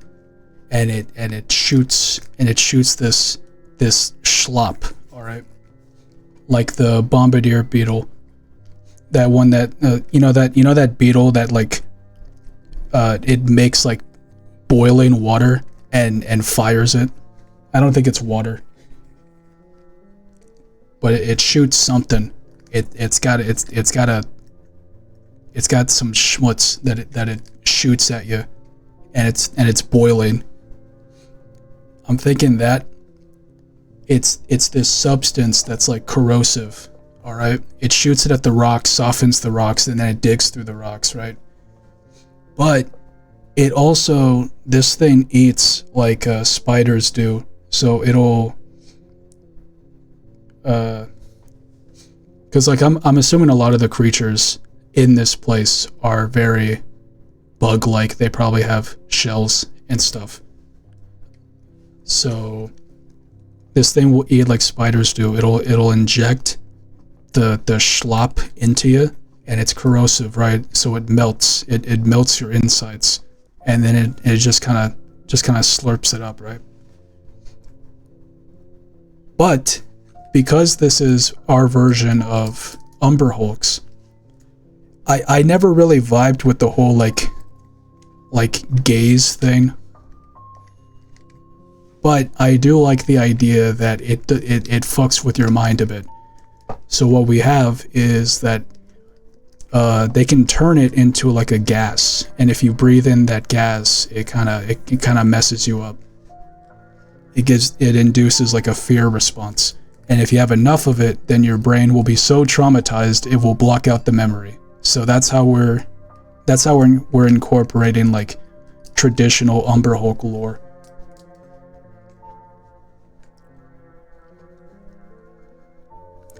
And that is also where we're going to describe the smell, because because this is for the prompt that's a substance known for its unique smell.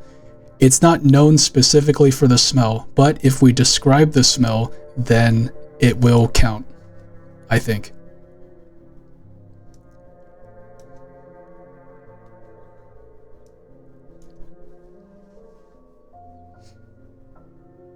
Maybe there is a smell that I can describe that induces a fear response.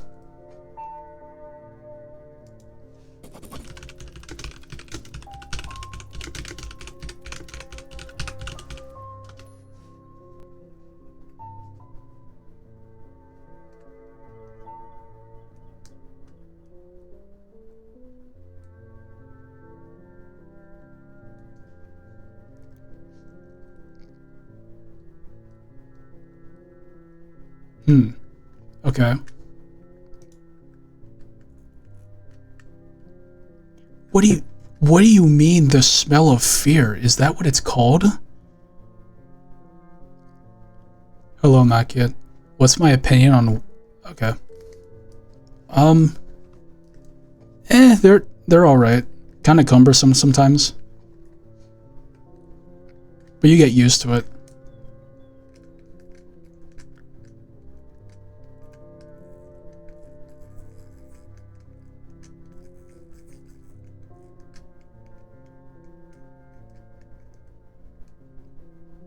Okay, I think we might just have to improv on this. Come up with a description that sounds like it would induce a fear response.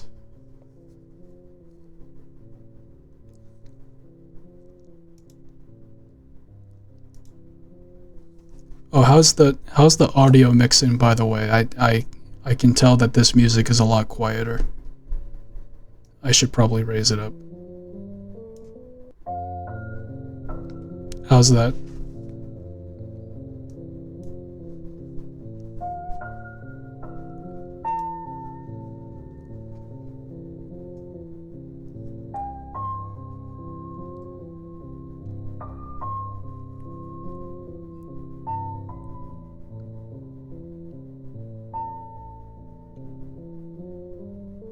That would make sense, but we're in fantasy right now. I don't know if they have names for specific parts of the brain. Or if they did, I don't know how they'd know what part gets targeted.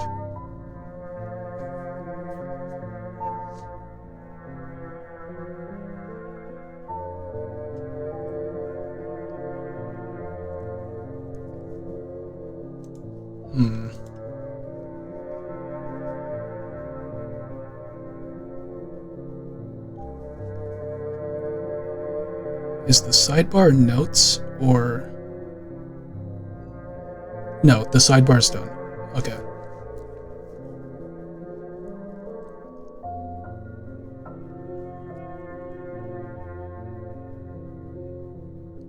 Well, yeah, that's how I'm gonna describe it.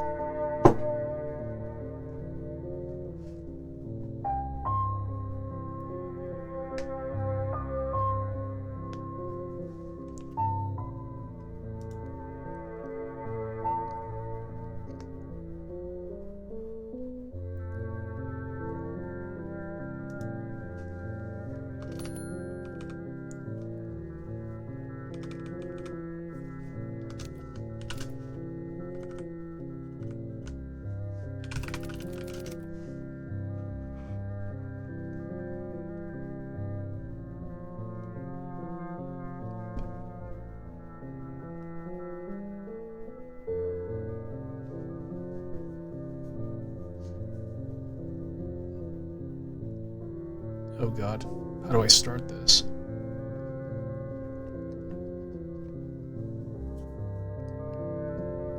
I gotta remind myself, I'm not writing a novel. I gotta keep it simple. Especially since most of this I'm planning on putting in the future Dreadnought article, so I don't want to repeat too much. I just want to describe the chemical itself.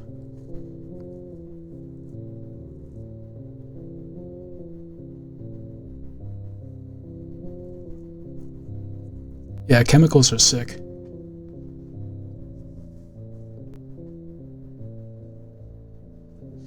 Especially my chemicals. You know, like when they're romantic.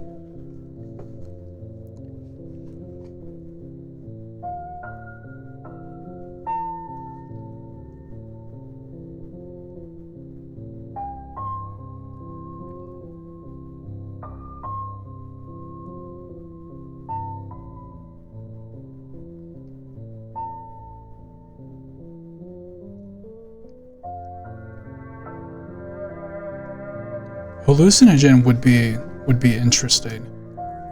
But what we're trying to do is just like a fear response. Like what I don't know if you were here like 10 minutes ago. But what I'm doing is my version of Umber Hulks from D&D. So you know how Umber Hulks, they got that gaze, you know, like if you look into their eyes, you suddenly forget the entire encounter. I had never really vibed with that. So what we're doing is they got this toxin and they can turn it into a gas. If you breathe in that gas, it induces a fear response. But if you're given enough of that gas, then your brain becomes so traumatized it blocks out the memory. That's how I'm gonna incorporate that like traditional lore in a way that's actually like satisfying to me.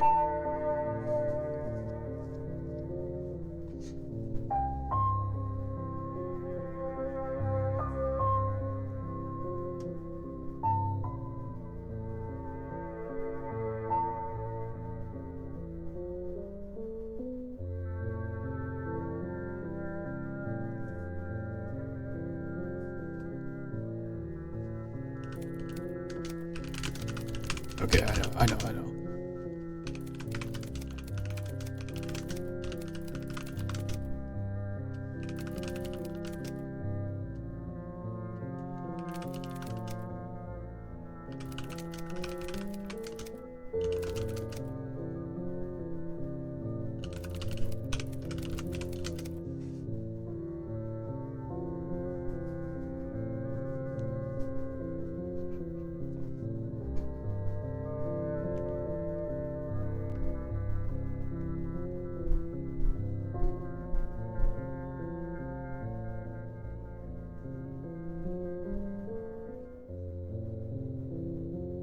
Jesus Christ. That's interesting. Okay. I'll make a note of that.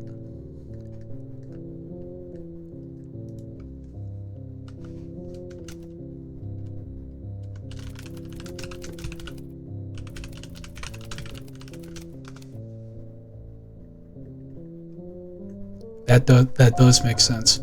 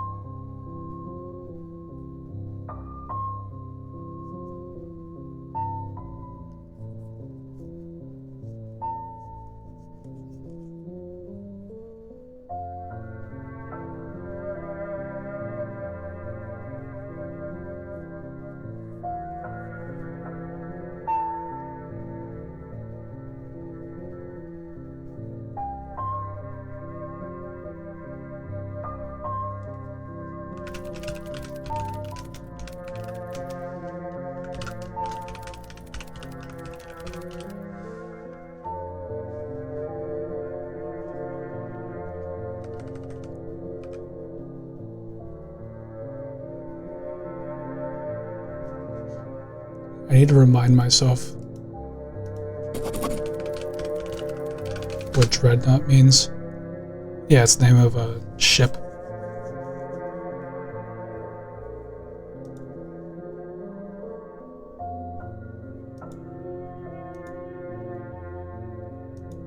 Okay.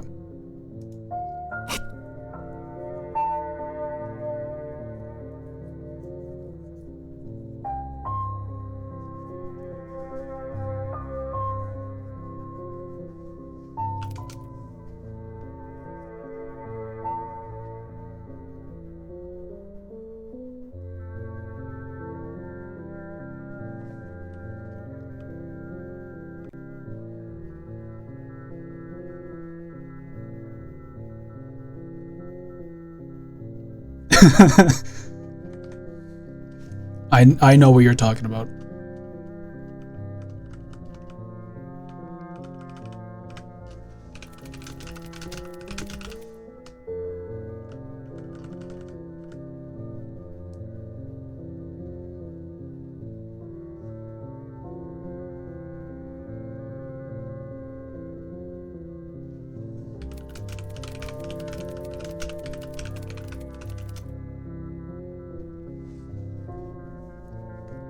Well, yeah, that's the entire point. The question is never, will Gold Ship win? The question is, does Gold Ship feel like winning?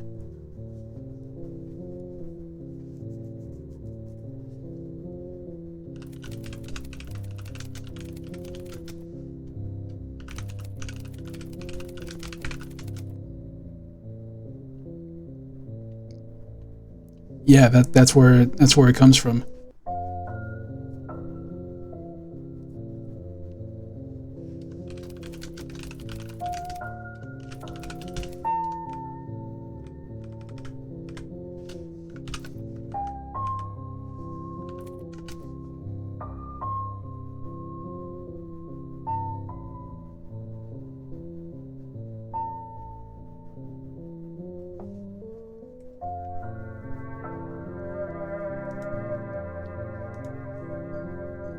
How much is that? Okay.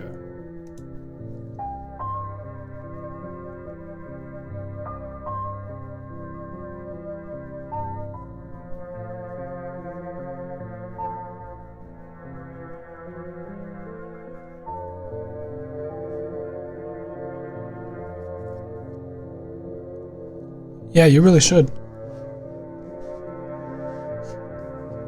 Summer camp is going on right now.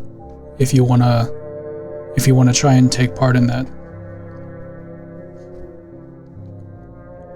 During this month, what they do is they release a wave of prompts every week. Right now we're on wave 2, and you just write for the prompts.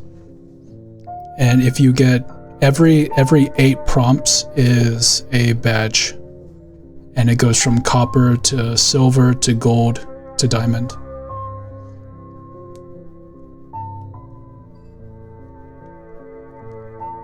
And I think the minimum word count for the articles is like 300?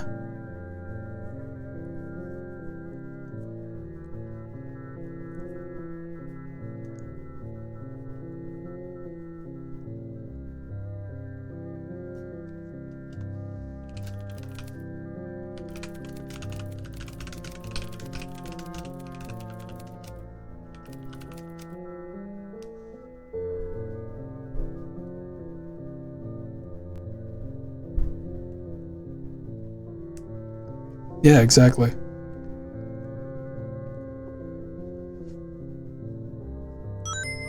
I think you should try. You should do it.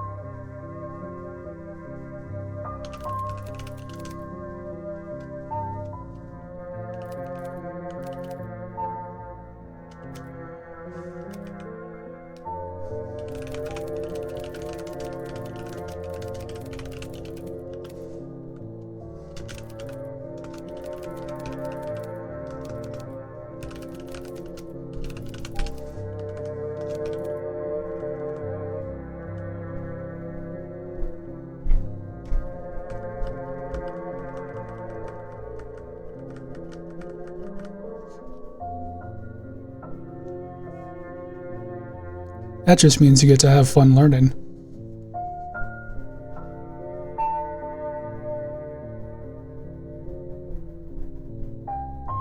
Supplements is like the support cards, right?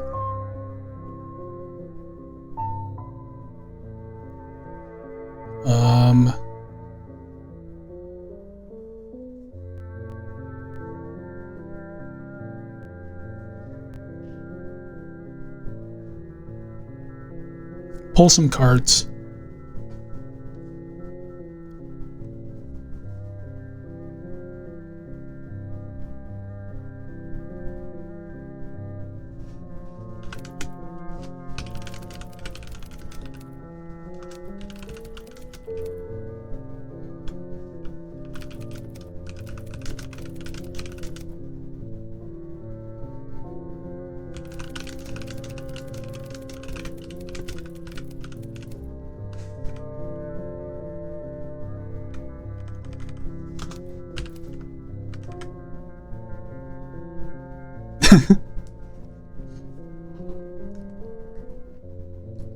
Damn.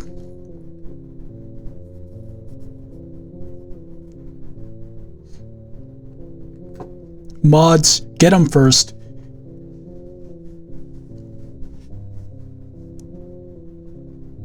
I don't have mods.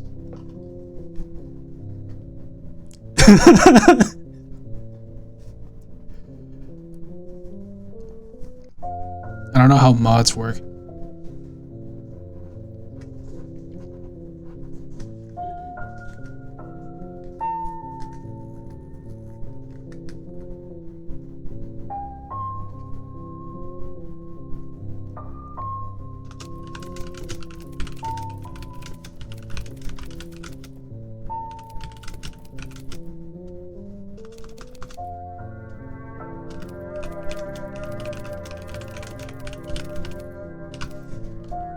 Alright, this is good.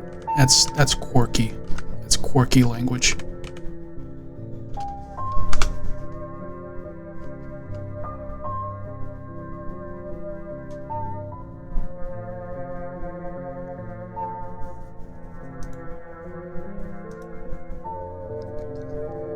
Yeah, I'm gonna be real with you, Chief. It's only a matter of time before I get dragged into Uma Musume. I've been watching playthroughs.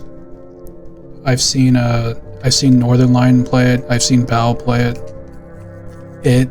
I mean, it looks kind of peak.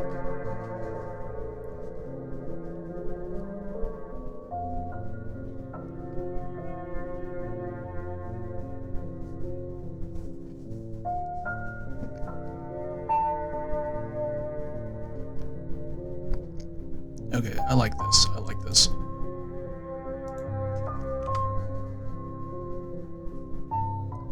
I need... There's a better OST to use here.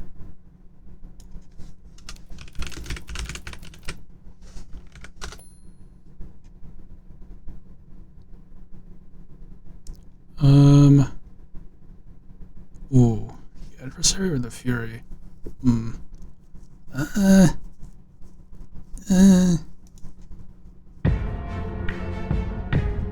Nah.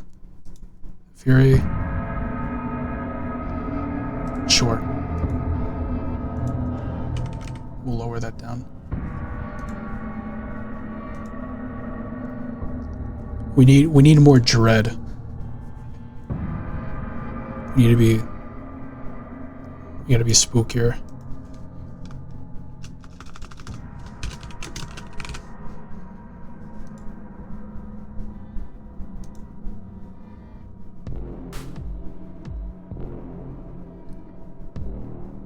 Yeah. Yeah, this is it.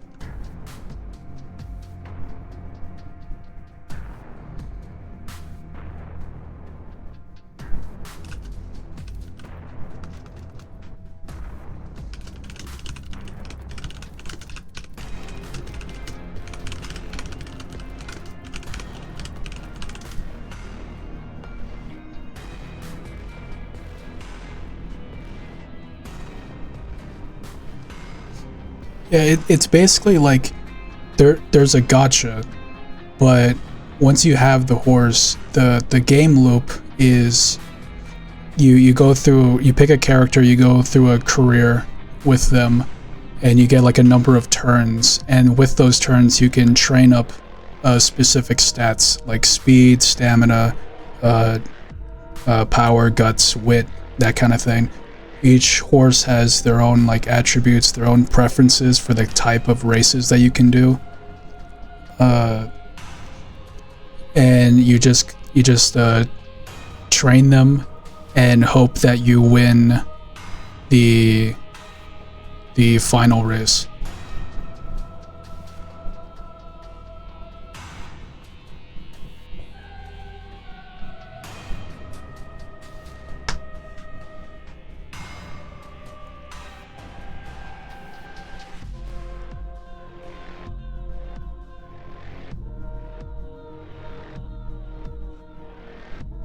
Oh, and when I say horses, I actually mean women, but they have like horse ears and tail, and they run.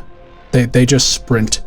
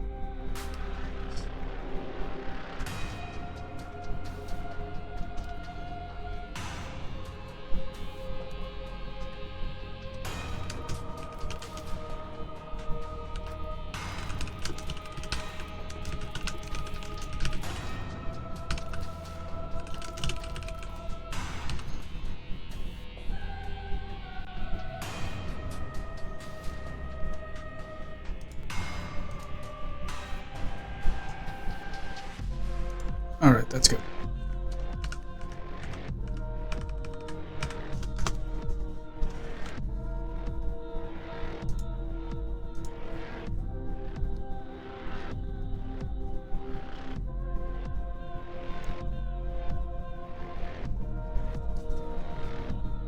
I really, really hope that it will look okay enough, depending on how much I write here, that I don't have to put the item portion in like a spoiler button or something, because I really like this is perfectly spaced. Like this is so close to putting poison on the next line, you have no idea. It's like a single pixel away from being reformatted. And I would really like to keep it at this, because this is perfect. These are the traits. This is like a Pathfinder 2e format. So you have the traits of the item, and then you have the save and throw, you got the maximum duration, and then you have the stages, because this is a poison. And the way poisons work in Pathfinder is that you first you get hit with it, you have to do the save and throw. If you fail, then you get stage 1. And on your next turn, you do the save and throw again. If you succeed, you're not poisoned. If you fail, you advance to stage 2. And then that happens again. If you fail, you get to stage 3. And I think every round it goes down by 1, I think.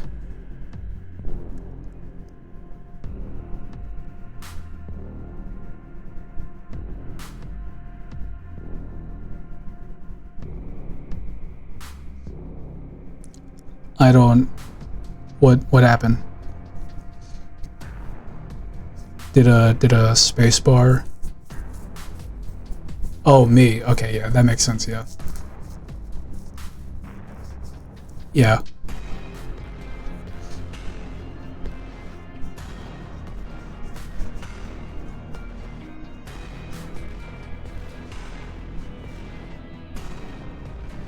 So let me tell you what this stuff does to you. All right? It's fucked. So stage 1, you take 1d6 acid damage, and then you're sickened 1. This means -1 on, I think, skill checks and saving throws. And with sickened, you can only really get rid of it if you spend an action to retch, I think. Then stage 2, you got 1d6 acid damage, and then you're frightened 2. And I think that's also that's a -2 penalty on skill checks and save and throws. Then you got the 1d6 acid damage. Stage 3 is 1d6 acid damage. Then you have sickened 2 and frightened 3. So then you get... Wait, hold on. Wait. Now that I say this out loud, this might not work as I wanted it to. Do those stack? Oh no. Wait, are they the same kind of penalty? If they are, then it doesn't stack. Oh, that's embarrassing. Oh god, please.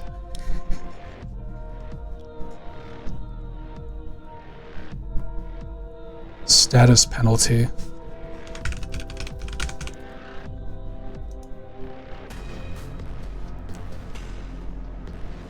No! No, they're the same kind of debuff. Oh, they don't stack. That's embarrassing. Oh, brother. Okay. It still works. It still works. It still works. It still works. Because if you have 2 sources of the same buff or debuff, you just take the higher one. But if sickened only goes away if you take an action to retch. Frightened 3 and Frightened 2, they only last for 1 round. So it's an immediate, like, big debuff, and then once that goes away, you're left with the debuff that you have to spend to get rid of. So it still works.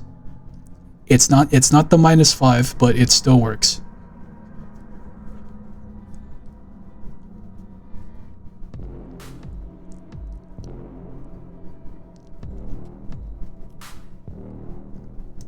Okay, I've been stalling. Time to write. I can finish this. I can finish this in one sitting. I can finish it right now.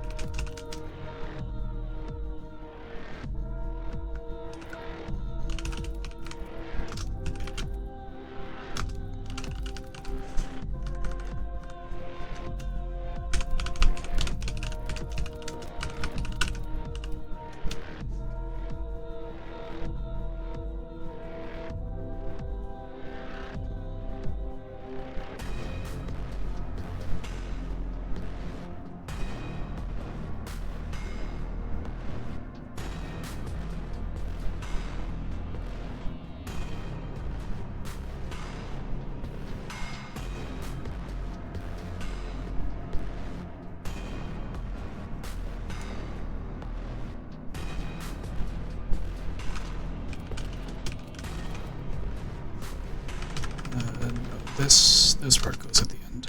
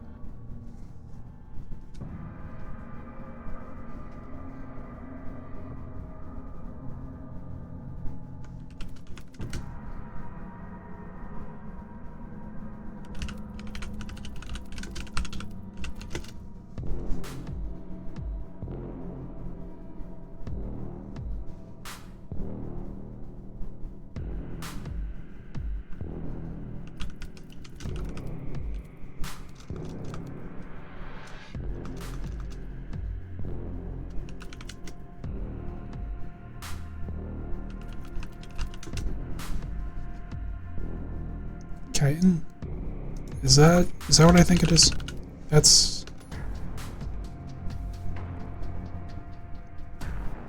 Yeah.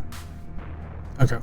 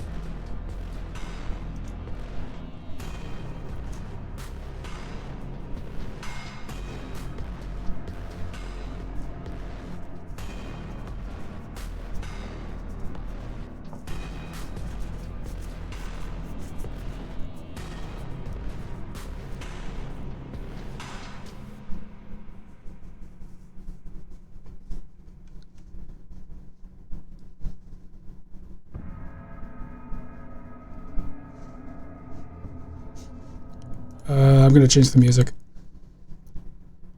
Okay, give me regular adversary.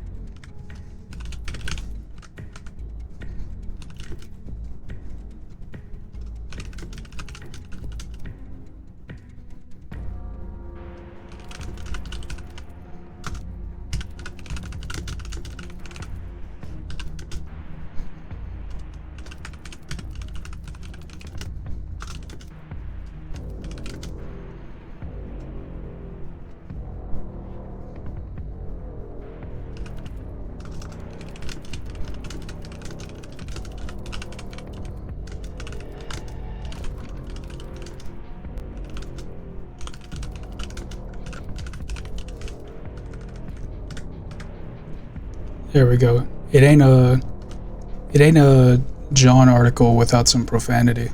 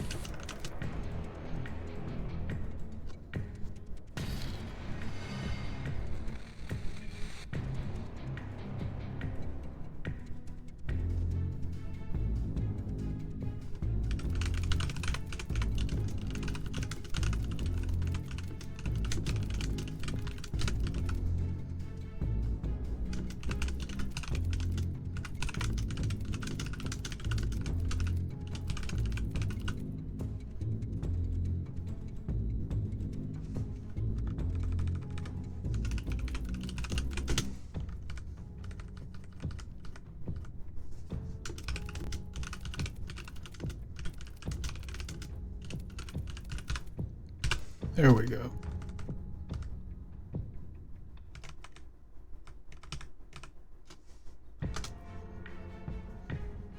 Alright, let's see how that looks.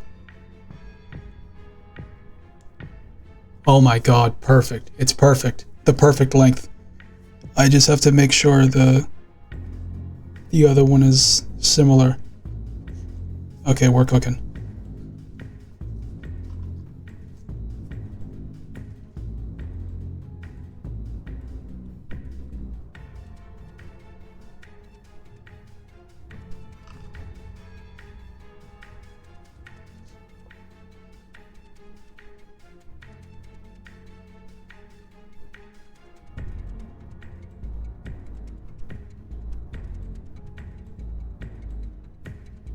Damn, that poster's doing numbers. Anyway.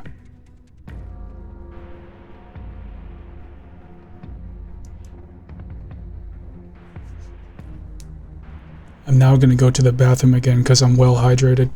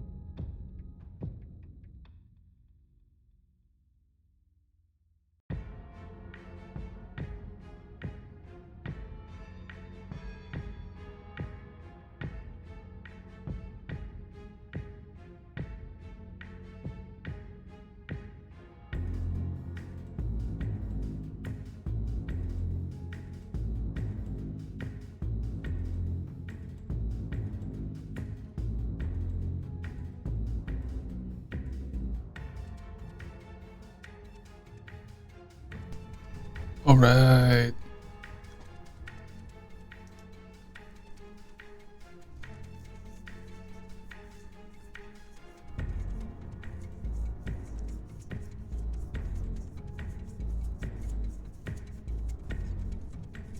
Oh, I also have to think of a quote. Oh god, I forgot about the quote. That's gonna add some length. It should be fine though. I'm fine with the main body being longer, but not by too much.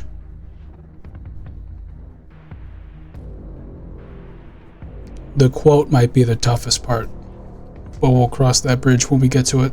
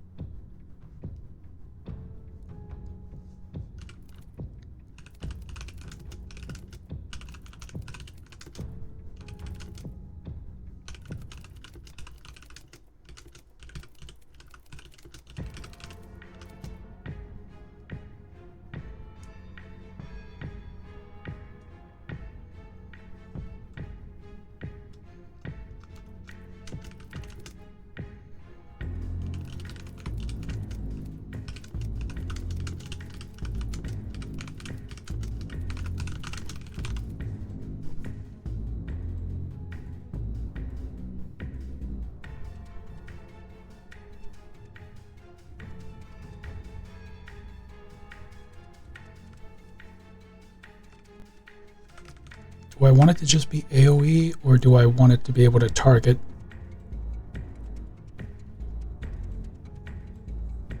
Because when I write stuff like this, I try to think in both a world building perspective and also like a game perspective. Like, do I want them to be able to do a ranged attack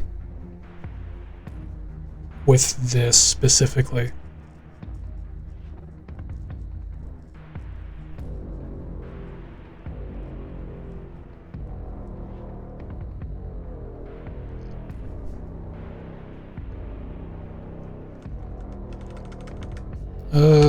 We'll go either around or in front of them.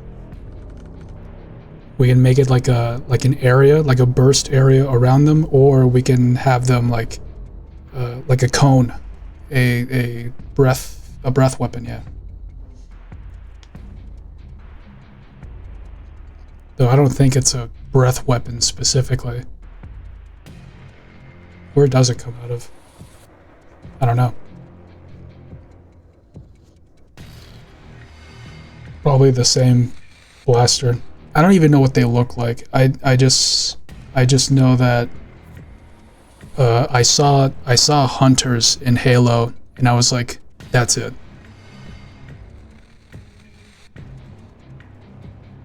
They just got they got it all.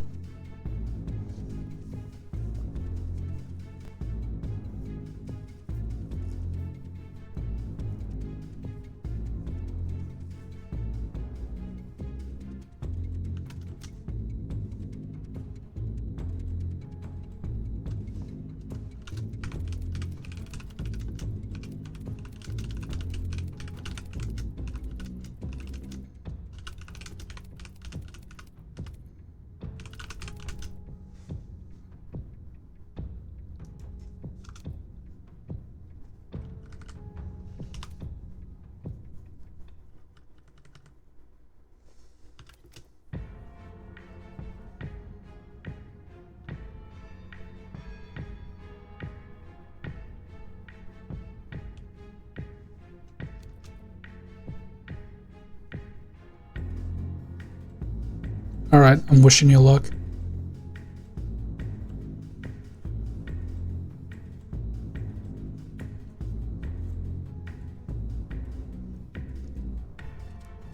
Thank you. I hope you have a good one.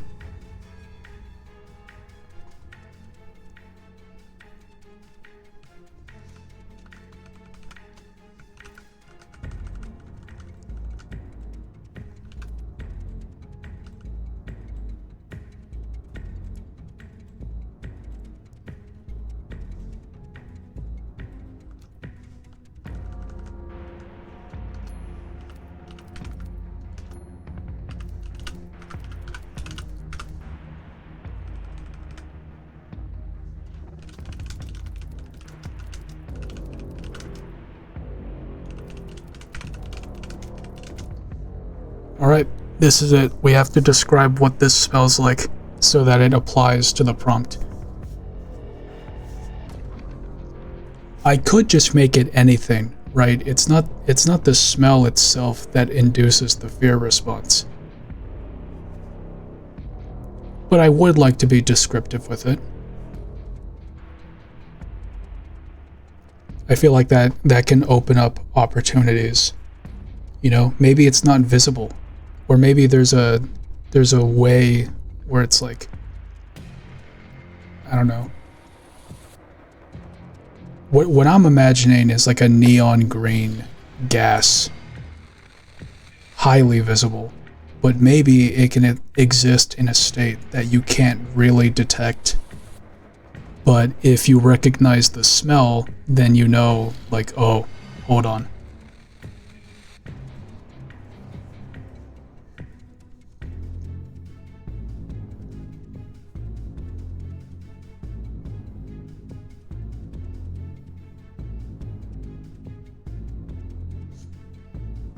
Do I want to reference specific scents, or do I want to just go with the feeling?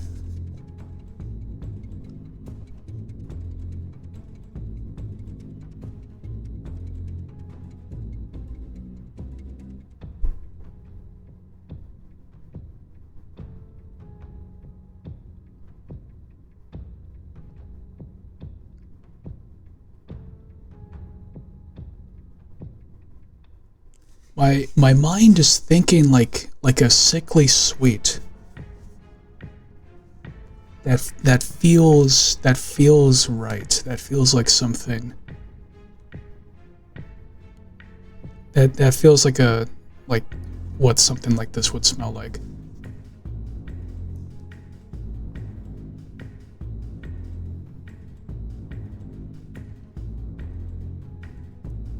I try to come up with what like death smells like. I think in a lot of writing, people describe like the smell of death, like rotting flesh, as like sickly sweet. I think, unless I'm just hallucinating that. I'm pretty sure. That's a common way to describe it. I've never smelled a corpse. I wouldn't. I couldn't tell you what it smells like.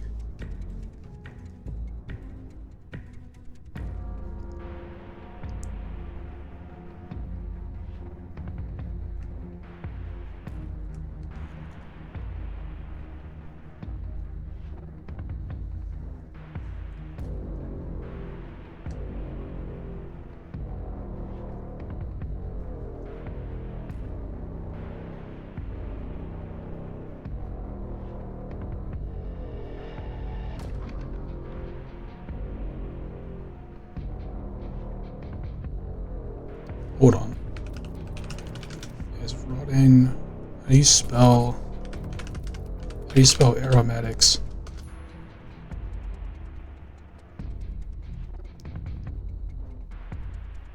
Perhaps. I'm thinking like smells that are super strong.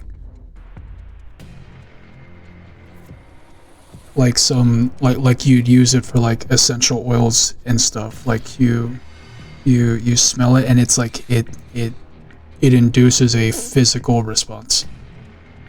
You're like, whoa.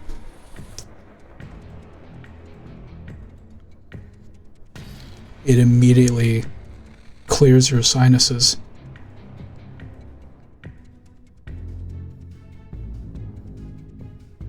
Wait, there's a chemical that does that. What is it? Um uh Menthol?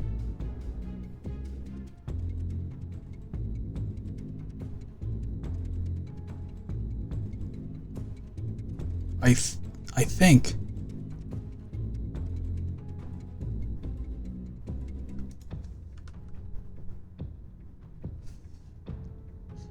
This is gonna be weird to have in search results. Yes, it is. It is like the stick that you can smell, the smelling stick, the stick to be smelled. Yeah, yeah, it's menthol. Okay. All right. Yeah, that works.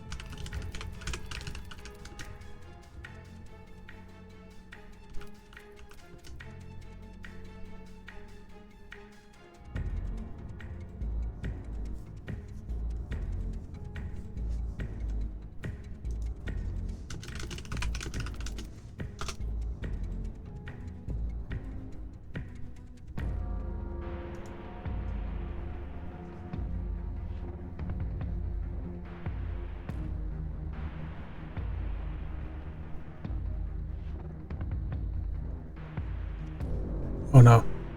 Damn it, I was on a roll. I know there's a word for this.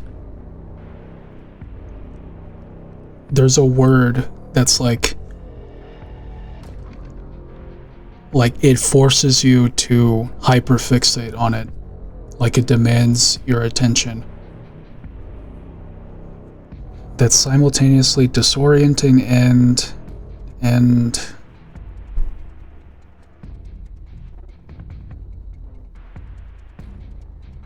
there's gotta be a... Maybe if I look up an antonym.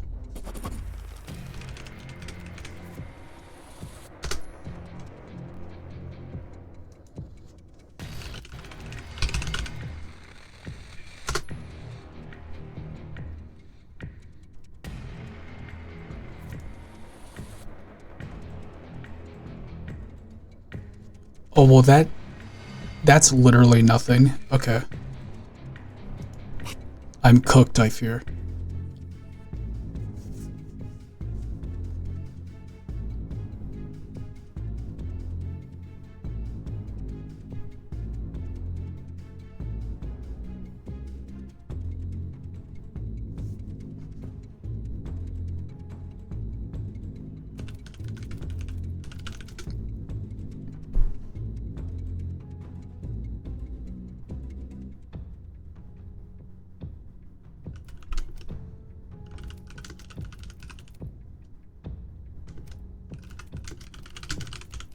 Okay, that works.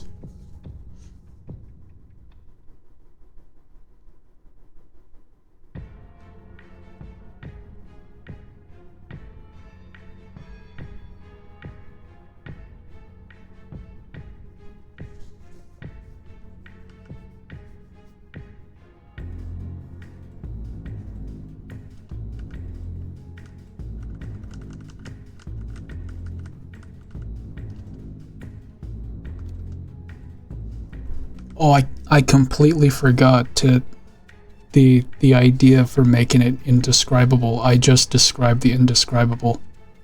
Damn. I betrayed Makia.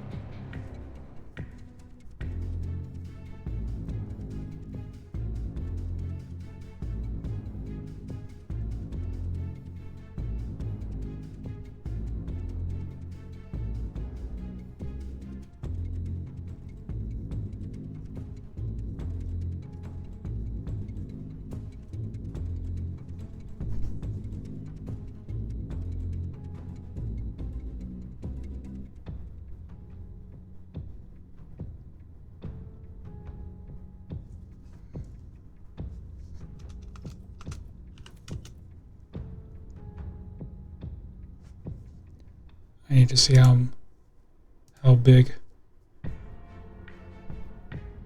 Okay.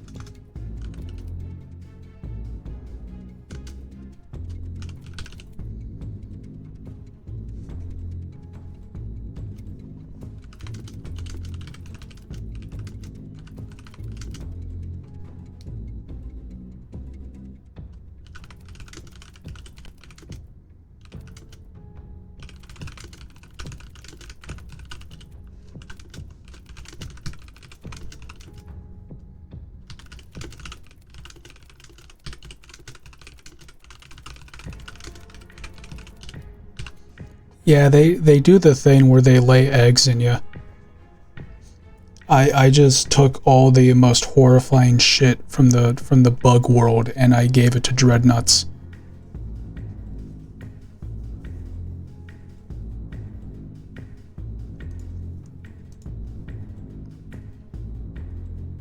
Okay, I am happy with this.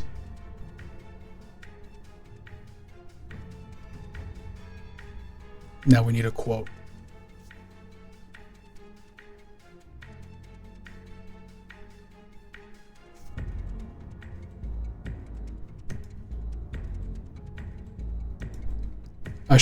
I almost forgot to specify the amnesia bit.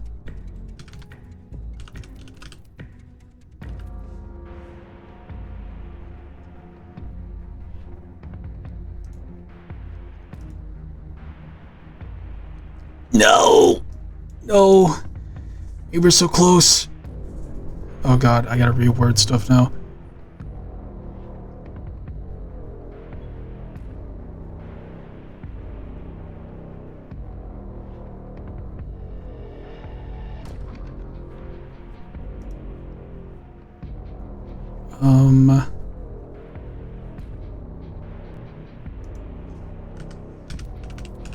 Additional. Please.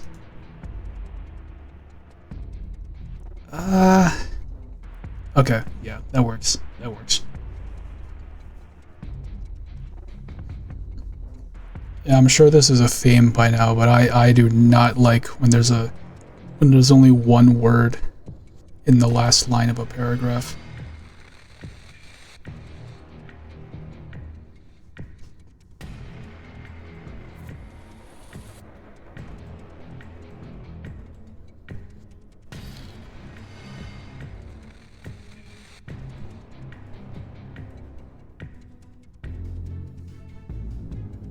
Okay, quote time. Quote time. Let's see if I have anything in my notes.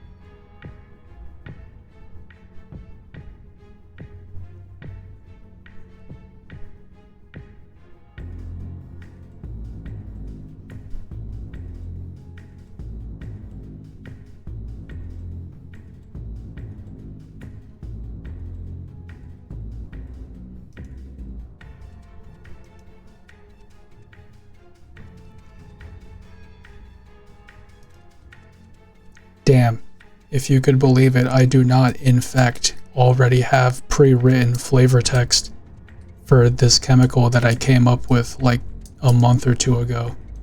I can't believe it.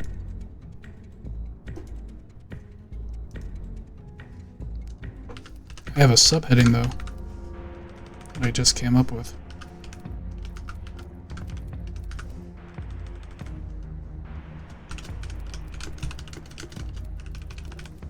Fear in a bottle.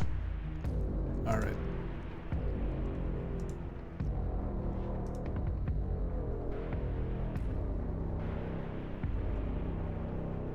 I know, right?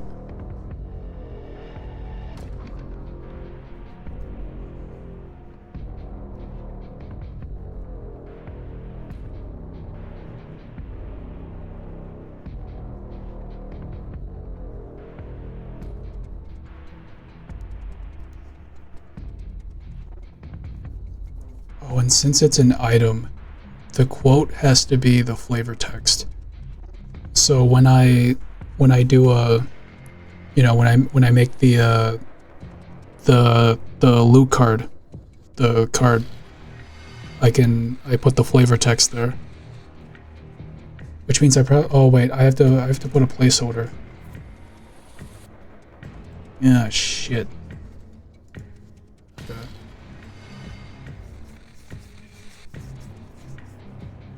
Cards. I'll put bonfire broth. That's a funny disconnect, because this is super wholesome. Okay, that also means that I have to code.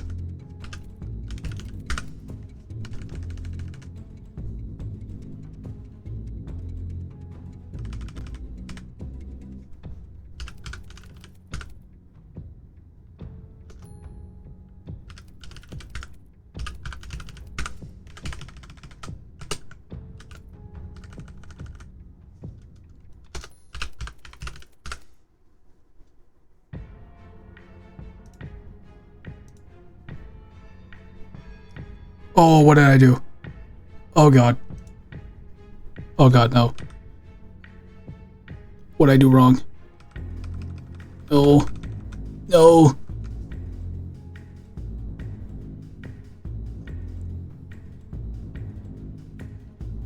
What did I do? Justify. I think. Yes.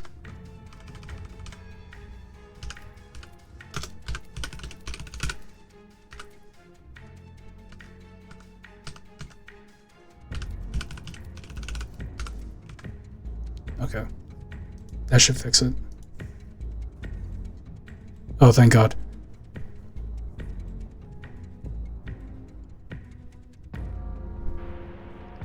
Should I make this balanced, or are they all like that? Hold on.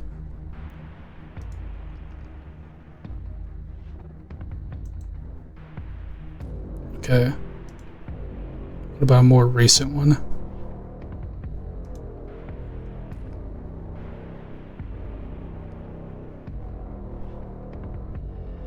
Oh man, I never made the earrings. I never drew them.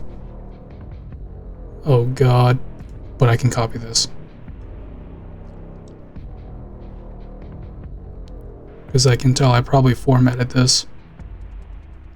No, I didn't.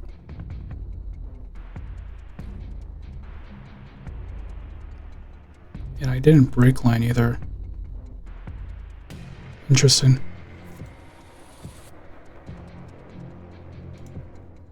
Oh yeah, okay, I see. It's the same.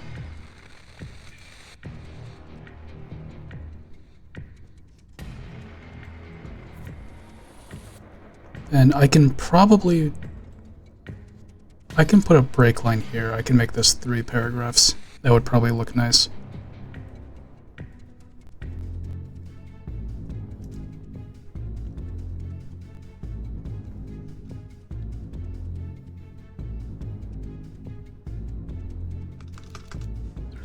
There's 2 break lines here. Do I need that? I see. Okay.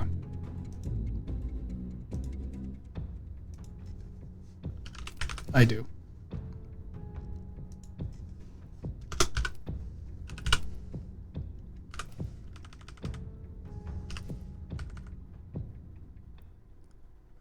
Oh no, this doesn't have indent at all.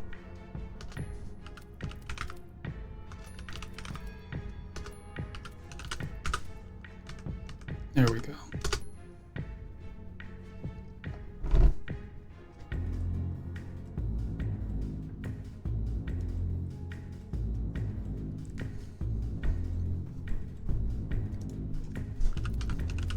I gotta close it too.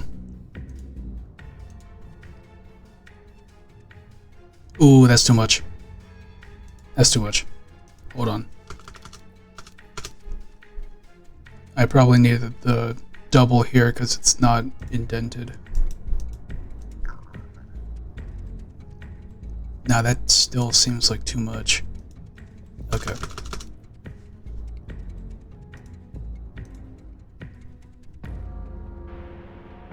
Okay.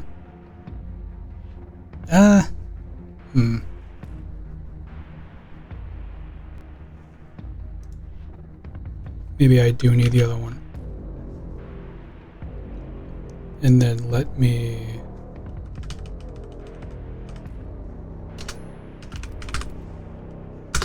put a line here. That works.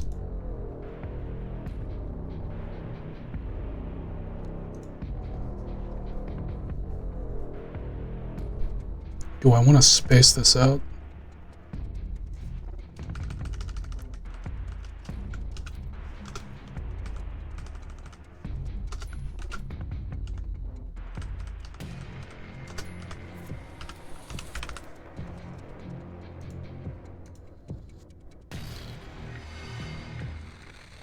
All right.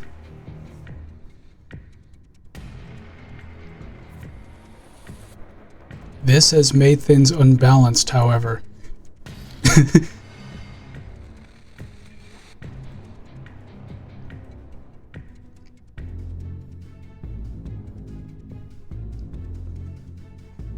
I can always just write placeholder quote. No. I will make a note that this is a placeholder though. The image itself.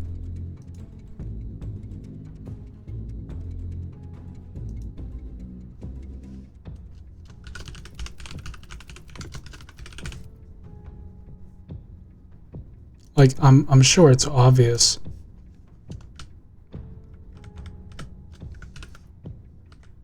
But I would be more satisfied if I specified. There we go.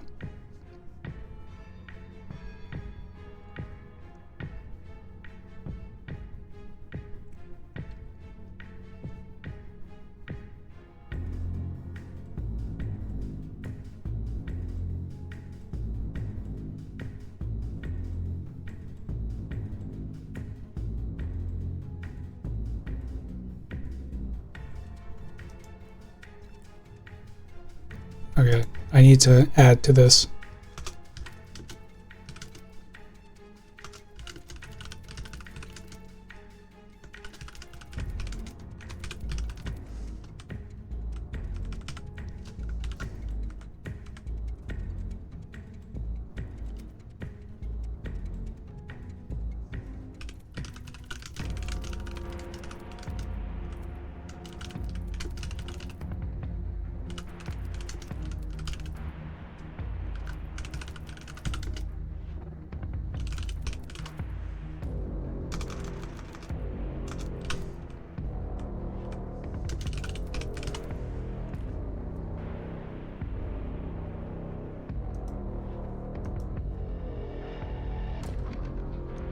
There we go.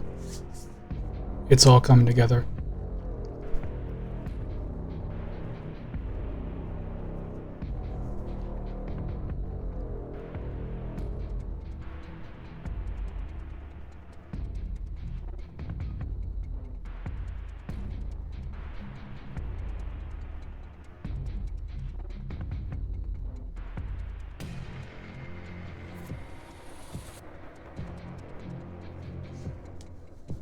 There are two things that I can do for this quote. I can either come up with the flavor text now, preemptively, before I've even made art of it, or...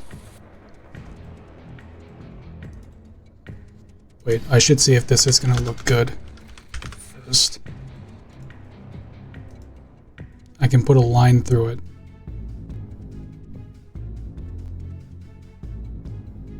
I don't know if that does anything.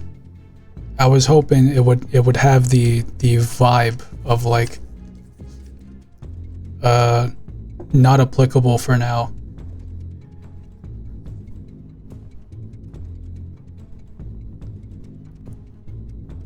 Nah, I don't like that.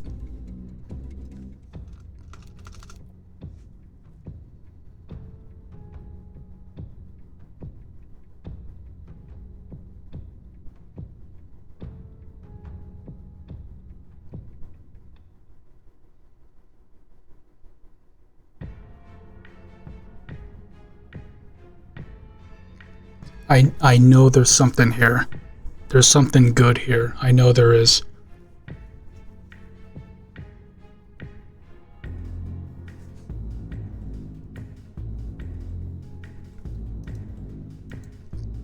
Maybe there's something I can reference.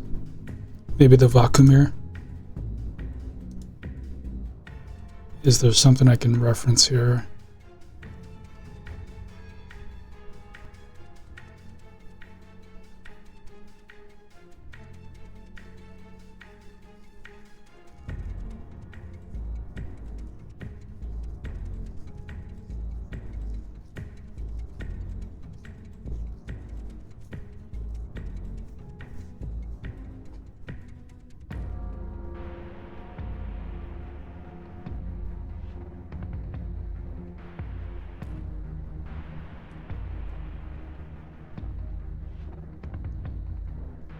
Nah.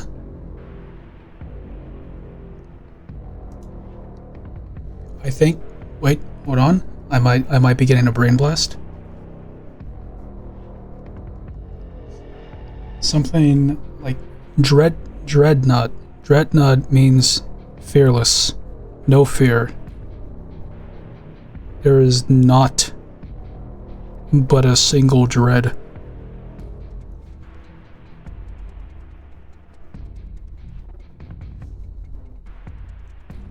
And this is like fear in a liquid form. There's something here. Fear.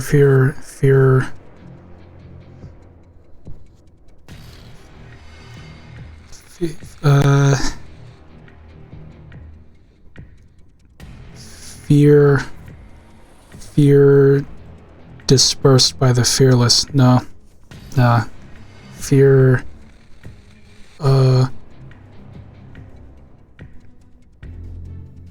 Okay, maybe I'm not having a brain blast.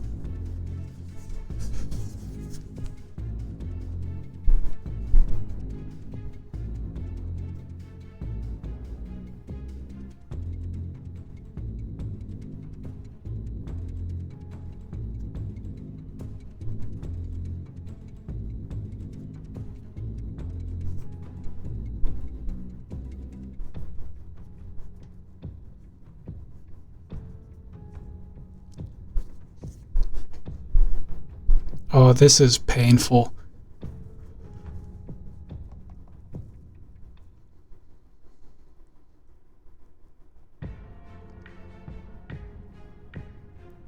Earlier I was kind of thinking like maybe describing like a POV of someone being affected.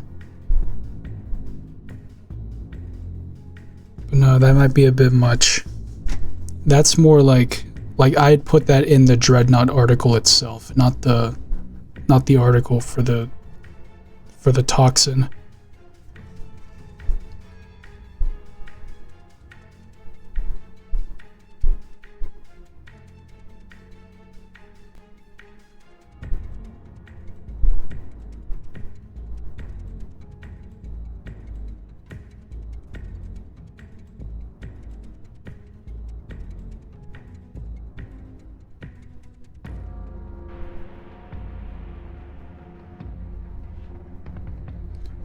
Hold on.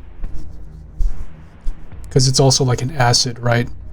A fear that corrodes the mind. Yes, there's something.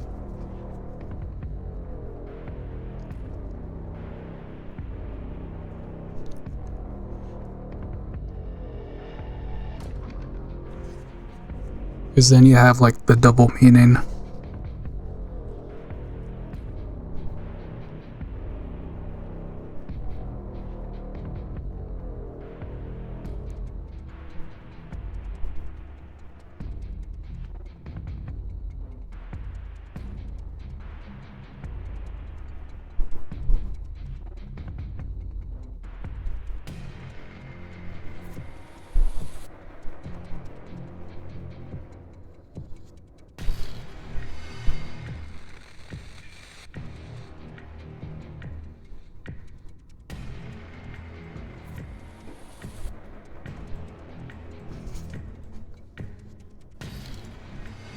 I think I got something.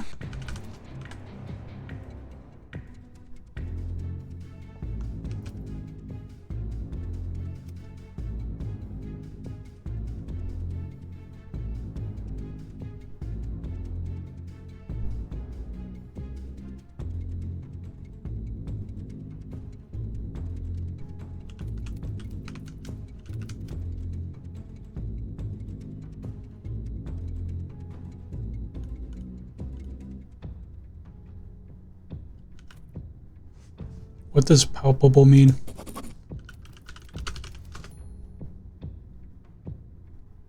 Yeah. Okay.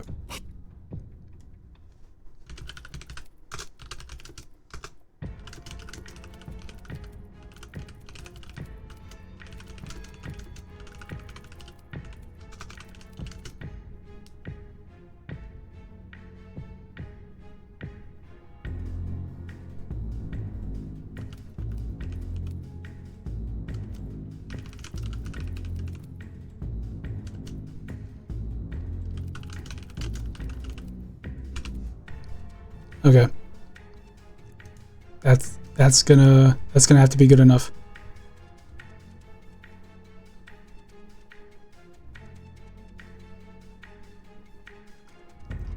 Maybe intoxicated is not the right word.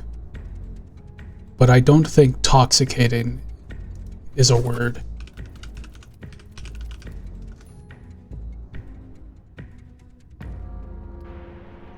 Toxicating is a word. And it means exactly what I need it to be.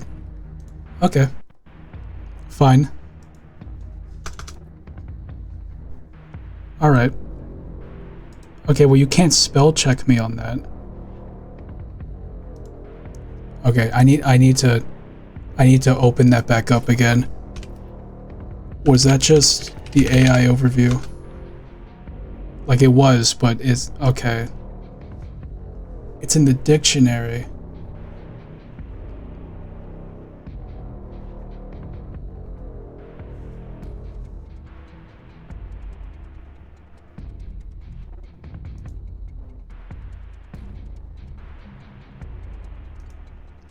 Do I need a subscription to use the dictionary? Okay. Well, I know the word is there.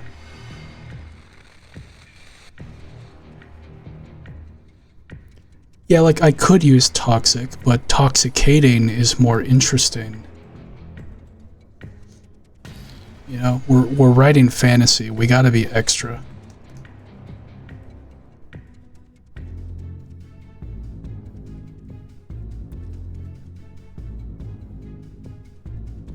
The more I think about it, the more I like this.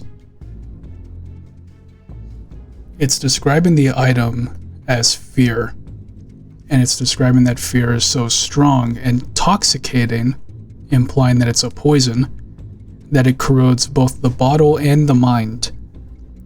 Meaning, like, that just tells you that it's also like an acid. It's a corrosive. And it also fucks with your mind. I think that works. I think this really works.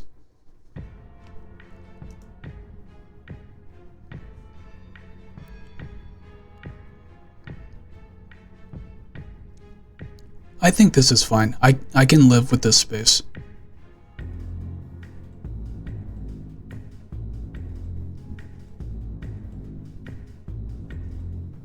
Alright, let me do a once over.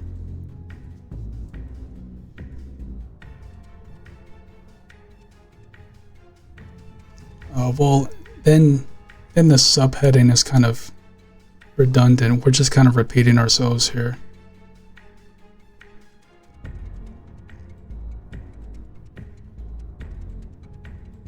I can say panic. Panic in a bottle.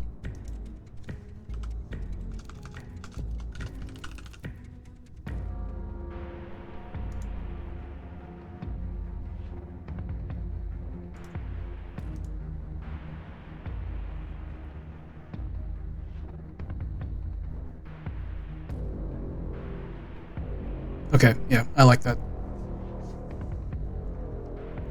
Nausea is the collective term for the blood, toxin, gas, and other such substances that come out of dreadnoughts, an extremely dangerous insectoid beast originating from the winding abyss, an infinite pocket realm taking the form of a near infinite cave system / dungeon.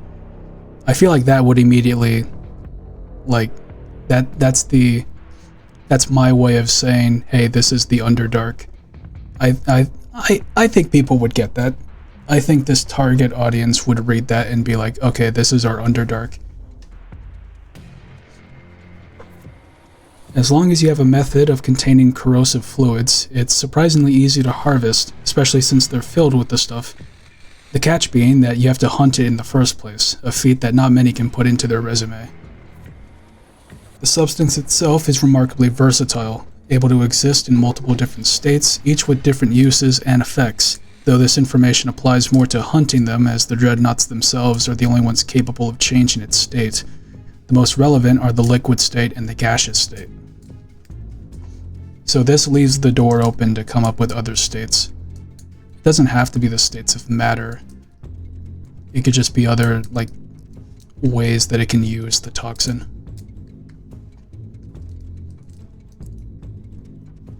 Alright, yeah, that works. I'm not noticing any errors. Or, wait. I think this should be onto instead of into their resume. I don't know, it just feels more right. I'm sure that both are correct. Corrosive fluid, and then there's also psychogenic gas. Psychogenic gas kind of goes hard. There might be a better name for corrosive fluid.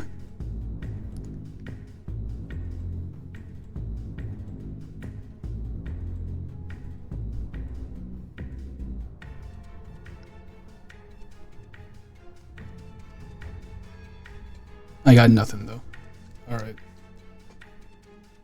The main function of Nerosia, first and foremost, is to be used as a corrosive. Dreadnoughts will use ample amounts of the stuff to blast onto rock and stone in order to soften and burrow their way through, which it is disturbingly effective in doing. Their chitin is unaffected by the corrosion, and, since it literally comes out of them, it's safe to assume that the soft body underneath is similarly resistant. The second, much more horrific usage, I should italicize that.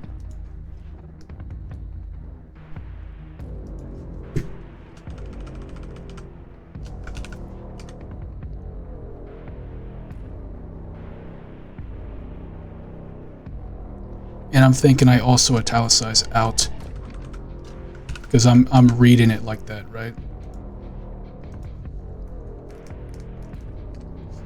Since it literally comes out of them, it's safe to assume that the soft body underneath is similarly resistant. The second, much more horrific usage is to aid in the consumption of prey. Dreadnoughts eat the same way that spiders do, because of fucking course they do. Their strategy is to beat their prey into submission and, once they have a firm hold with their massive claw, inject it with an irresponsible amount of the toxin to both paralyze and liquefy the victim's insides. Yep, that works. You know, fun fact, I do genuinely wonder if anyone has picked up on this very deliberate thing that I've been doing with all of my articles. Every single article I've ever written, except maybe if it's super old, or there's a chance that the recent summer camp ones I forgot to do it. But every article I've ever written has the phrase irresponsible amount in some way, shape, or form, usually with the word downright right in front of it. I always have that phrase because I just really like it. It started with the Valkyr article, I think. That's the earliest I can remember writing it and going, okay, I really like this phrase.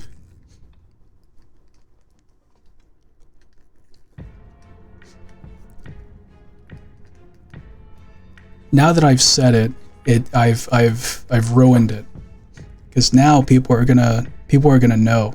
So if anyone ever brings it up, hey, I noticed you always put this phrase in. First off, no one would say that. But if they did, I'd have to wonder if they were told that or if they discovered it.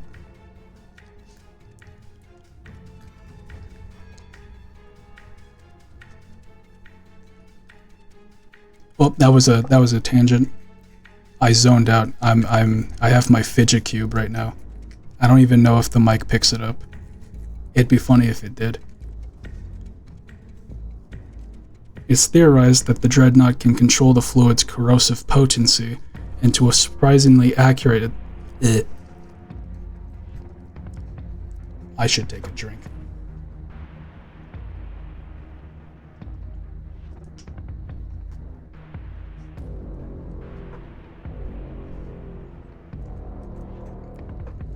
It's theorized that the Dreadnought can control the fluid's corrosive potency, and to a surprisingly accurate extent at that.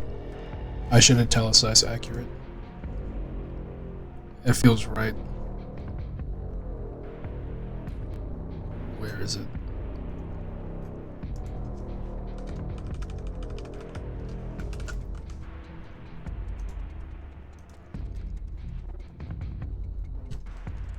And to a surprisingly accurate extent at that. This came about after reports of adventurers being consumed in the same way, despite our lack of an exoskeleton to contain all the schlop. That is horrific. Because the reason spiders eat like that is because bugs got the exoskeleton, right? It melts the insides, and then it's just like it's just, you know, it holds it all together. But if you did the same thing with people, like, our skin would melt with it. So the idea that it just, like, it's able to melt the insides, but it's kept in the skin sac. Ugh. I hate it. Psychogenic gas. Hunting, or being hunted, by a female dreadnought in particular is an especially dangerous situation. I should italicize especially. Or maybe that's, being is already... Nah. I gotta emphasize it.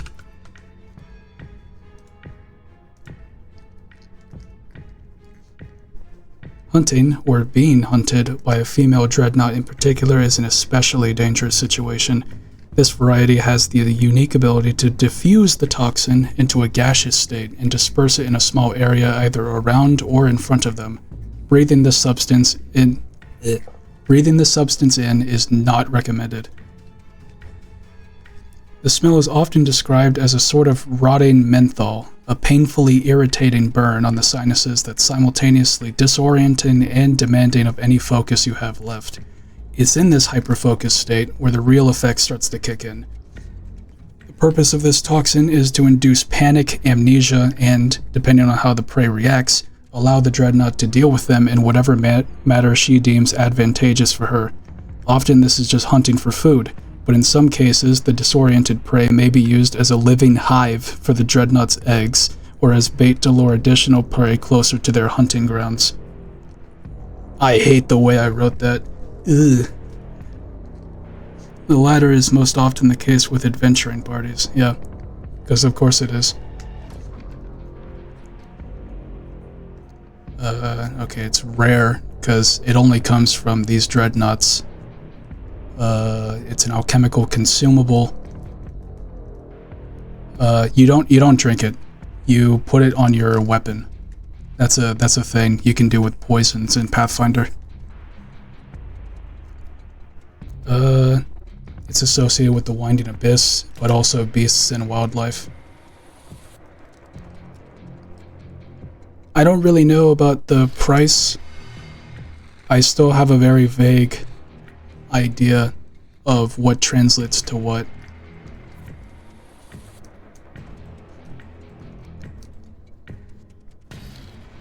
This is just comparable with other, like, consumable items with similar effects, you know, like level. Additional notes: due to its corrosive nature, the concoction described here is intentionally diluted and made significantly weaker to avoid damaging any equipment it is applied to or used to store it. This is to one, make sense, and two, to justify the version that you can use is weaker than the version that comes from the Dreadnought. I think that's smart.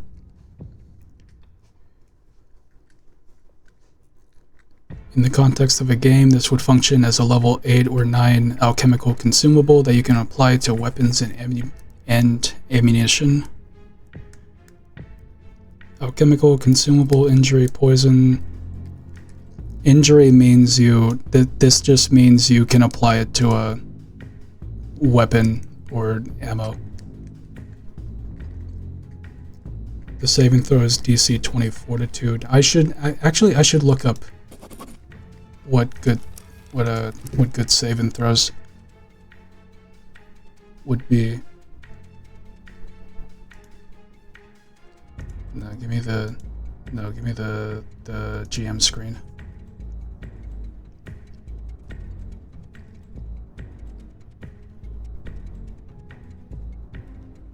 DCs by level.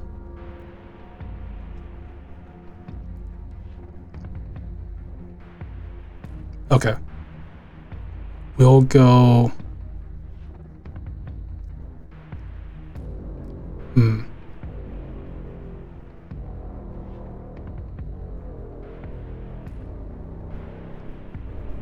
We can go 25. 25 is good.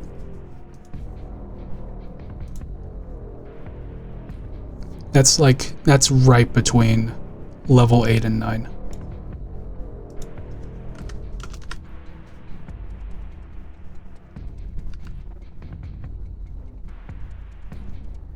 Oh, why is my numpad not working?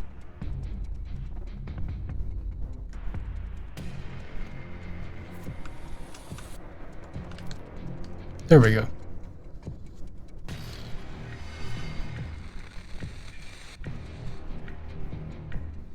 DC 25 Fortitude.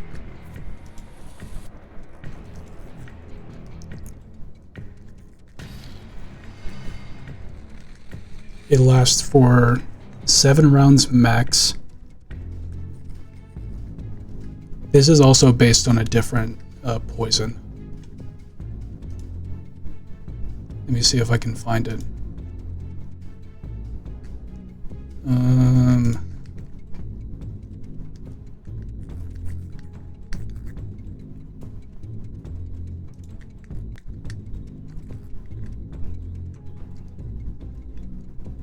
I know there was a specific one.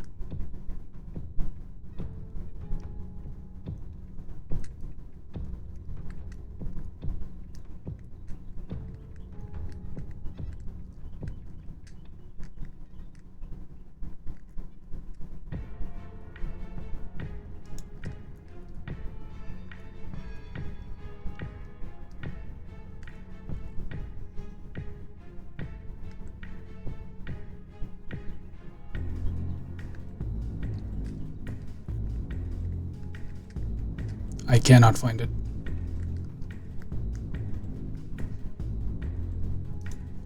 Oh brother, this guy.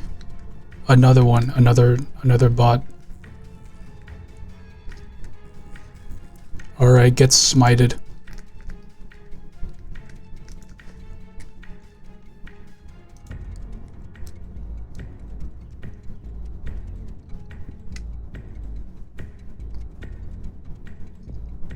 Okay, this works.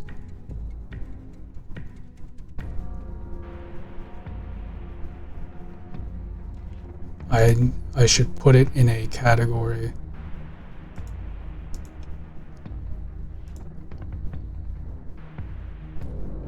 Oh wait, where should I put it though?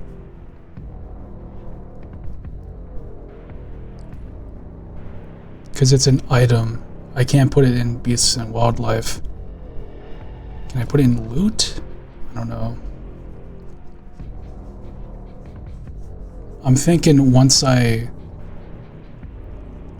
write the Dreadnought article, I'll link this article to that. And that's the only way you can get to this article. So I think for now, we'll put it at a... Oh god. I don't want to leave it uncategorized.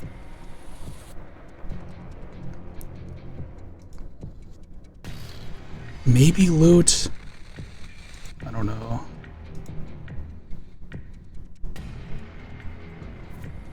We could just have it in wilderness for now.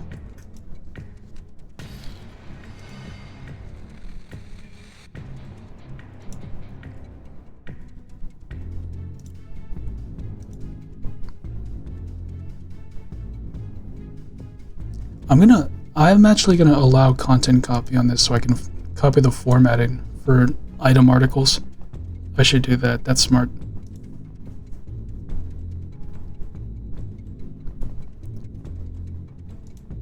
Okay. What do I want to write for author's notes? At what point does the stream just become the author's notes?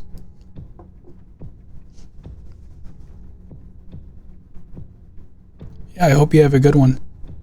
Thanks for hanging out. I'm probably gonna end after posting this.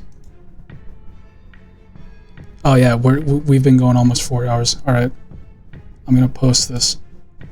We gotta come up with author's notes.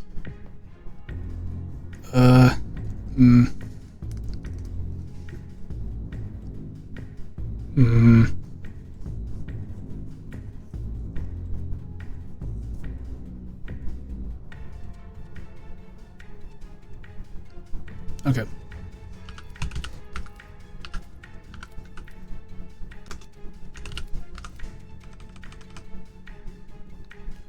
Alright, I'm changing the song.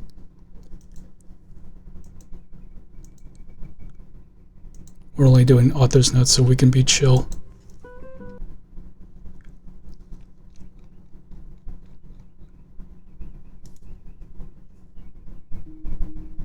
There we go. Peak.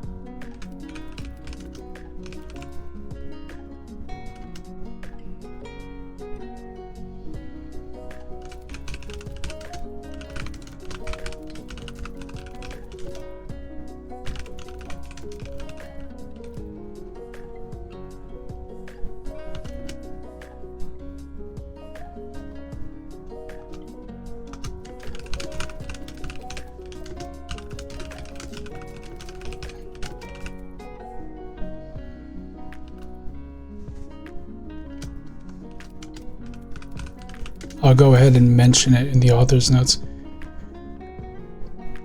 I would totally write more in the author's notes right now, but I streamed the entire process of making this.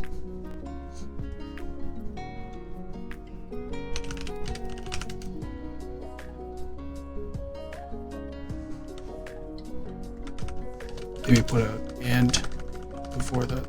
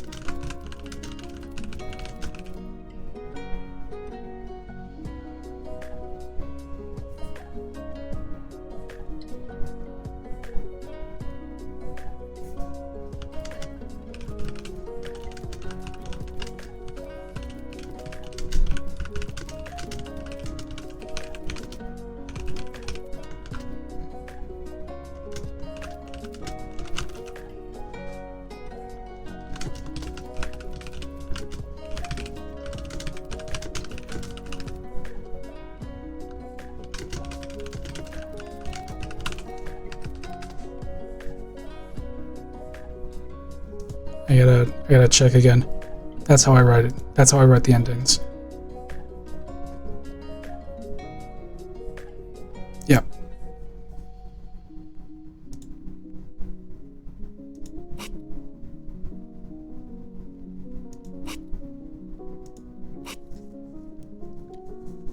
Would have preferred to write the article for Dreadnoughts before this, but you gotta do what you gotta do. And I would totally write way more in the author's notes, but I actually streamed the entire writing of this, if you could believe it. That's like just as good, if not better, right? I don't know. That's the keyboard spam. Anyways, that's all for now. Have a good one. All right.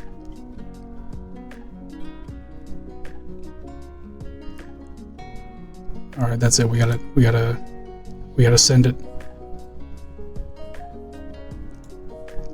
One last once over. There's a panic in a model.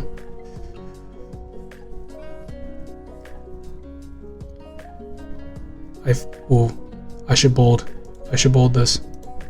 I'm feeling a bold.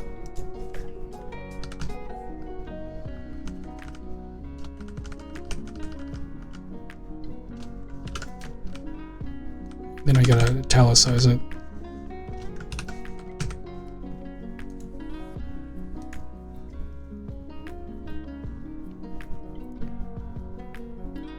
Okay.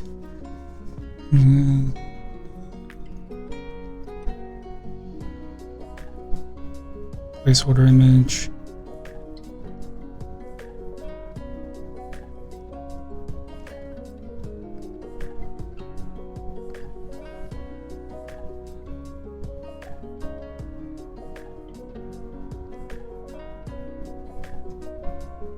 Oh, how could I have forgotten? It has my Twitch linked. I did that. I did do that. Okay, I guess I don't have to link it in the author's notes then.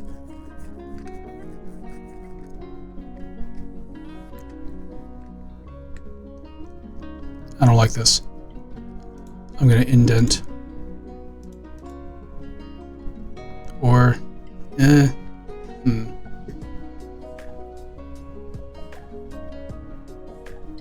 I'll add a...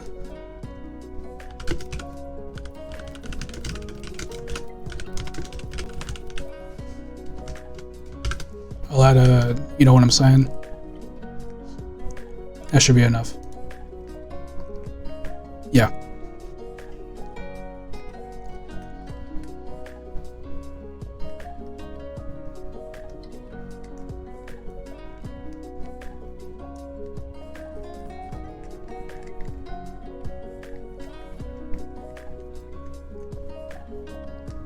Okay.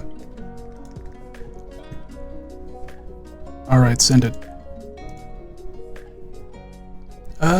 We'll say it's finished.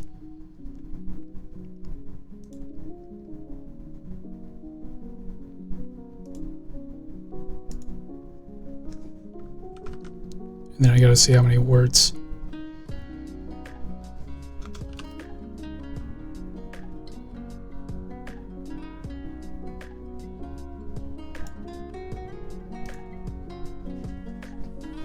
Alright, we'll say 700.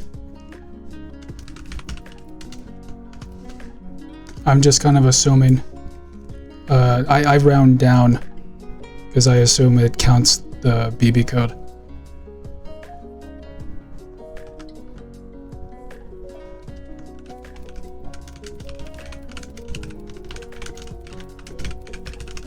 OMG, a third summer camp article. I can't believe it.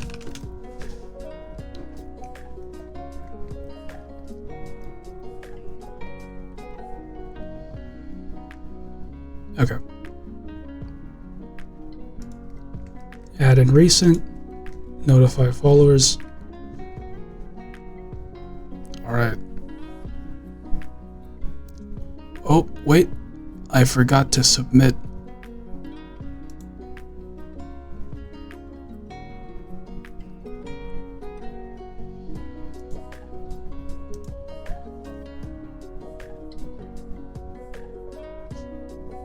There we go. Now, I just noticed something. The article template is material. This isn't even an item. Oh, brother. I didn't have to do all this. But I'll leave it. I'll leave it. Okay.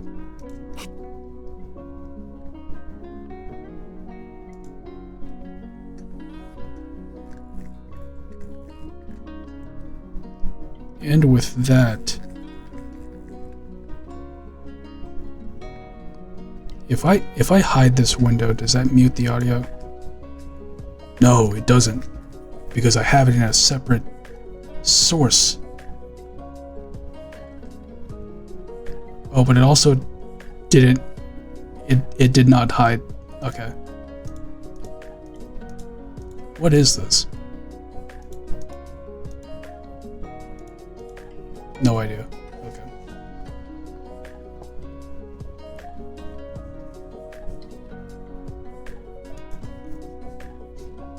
Alright.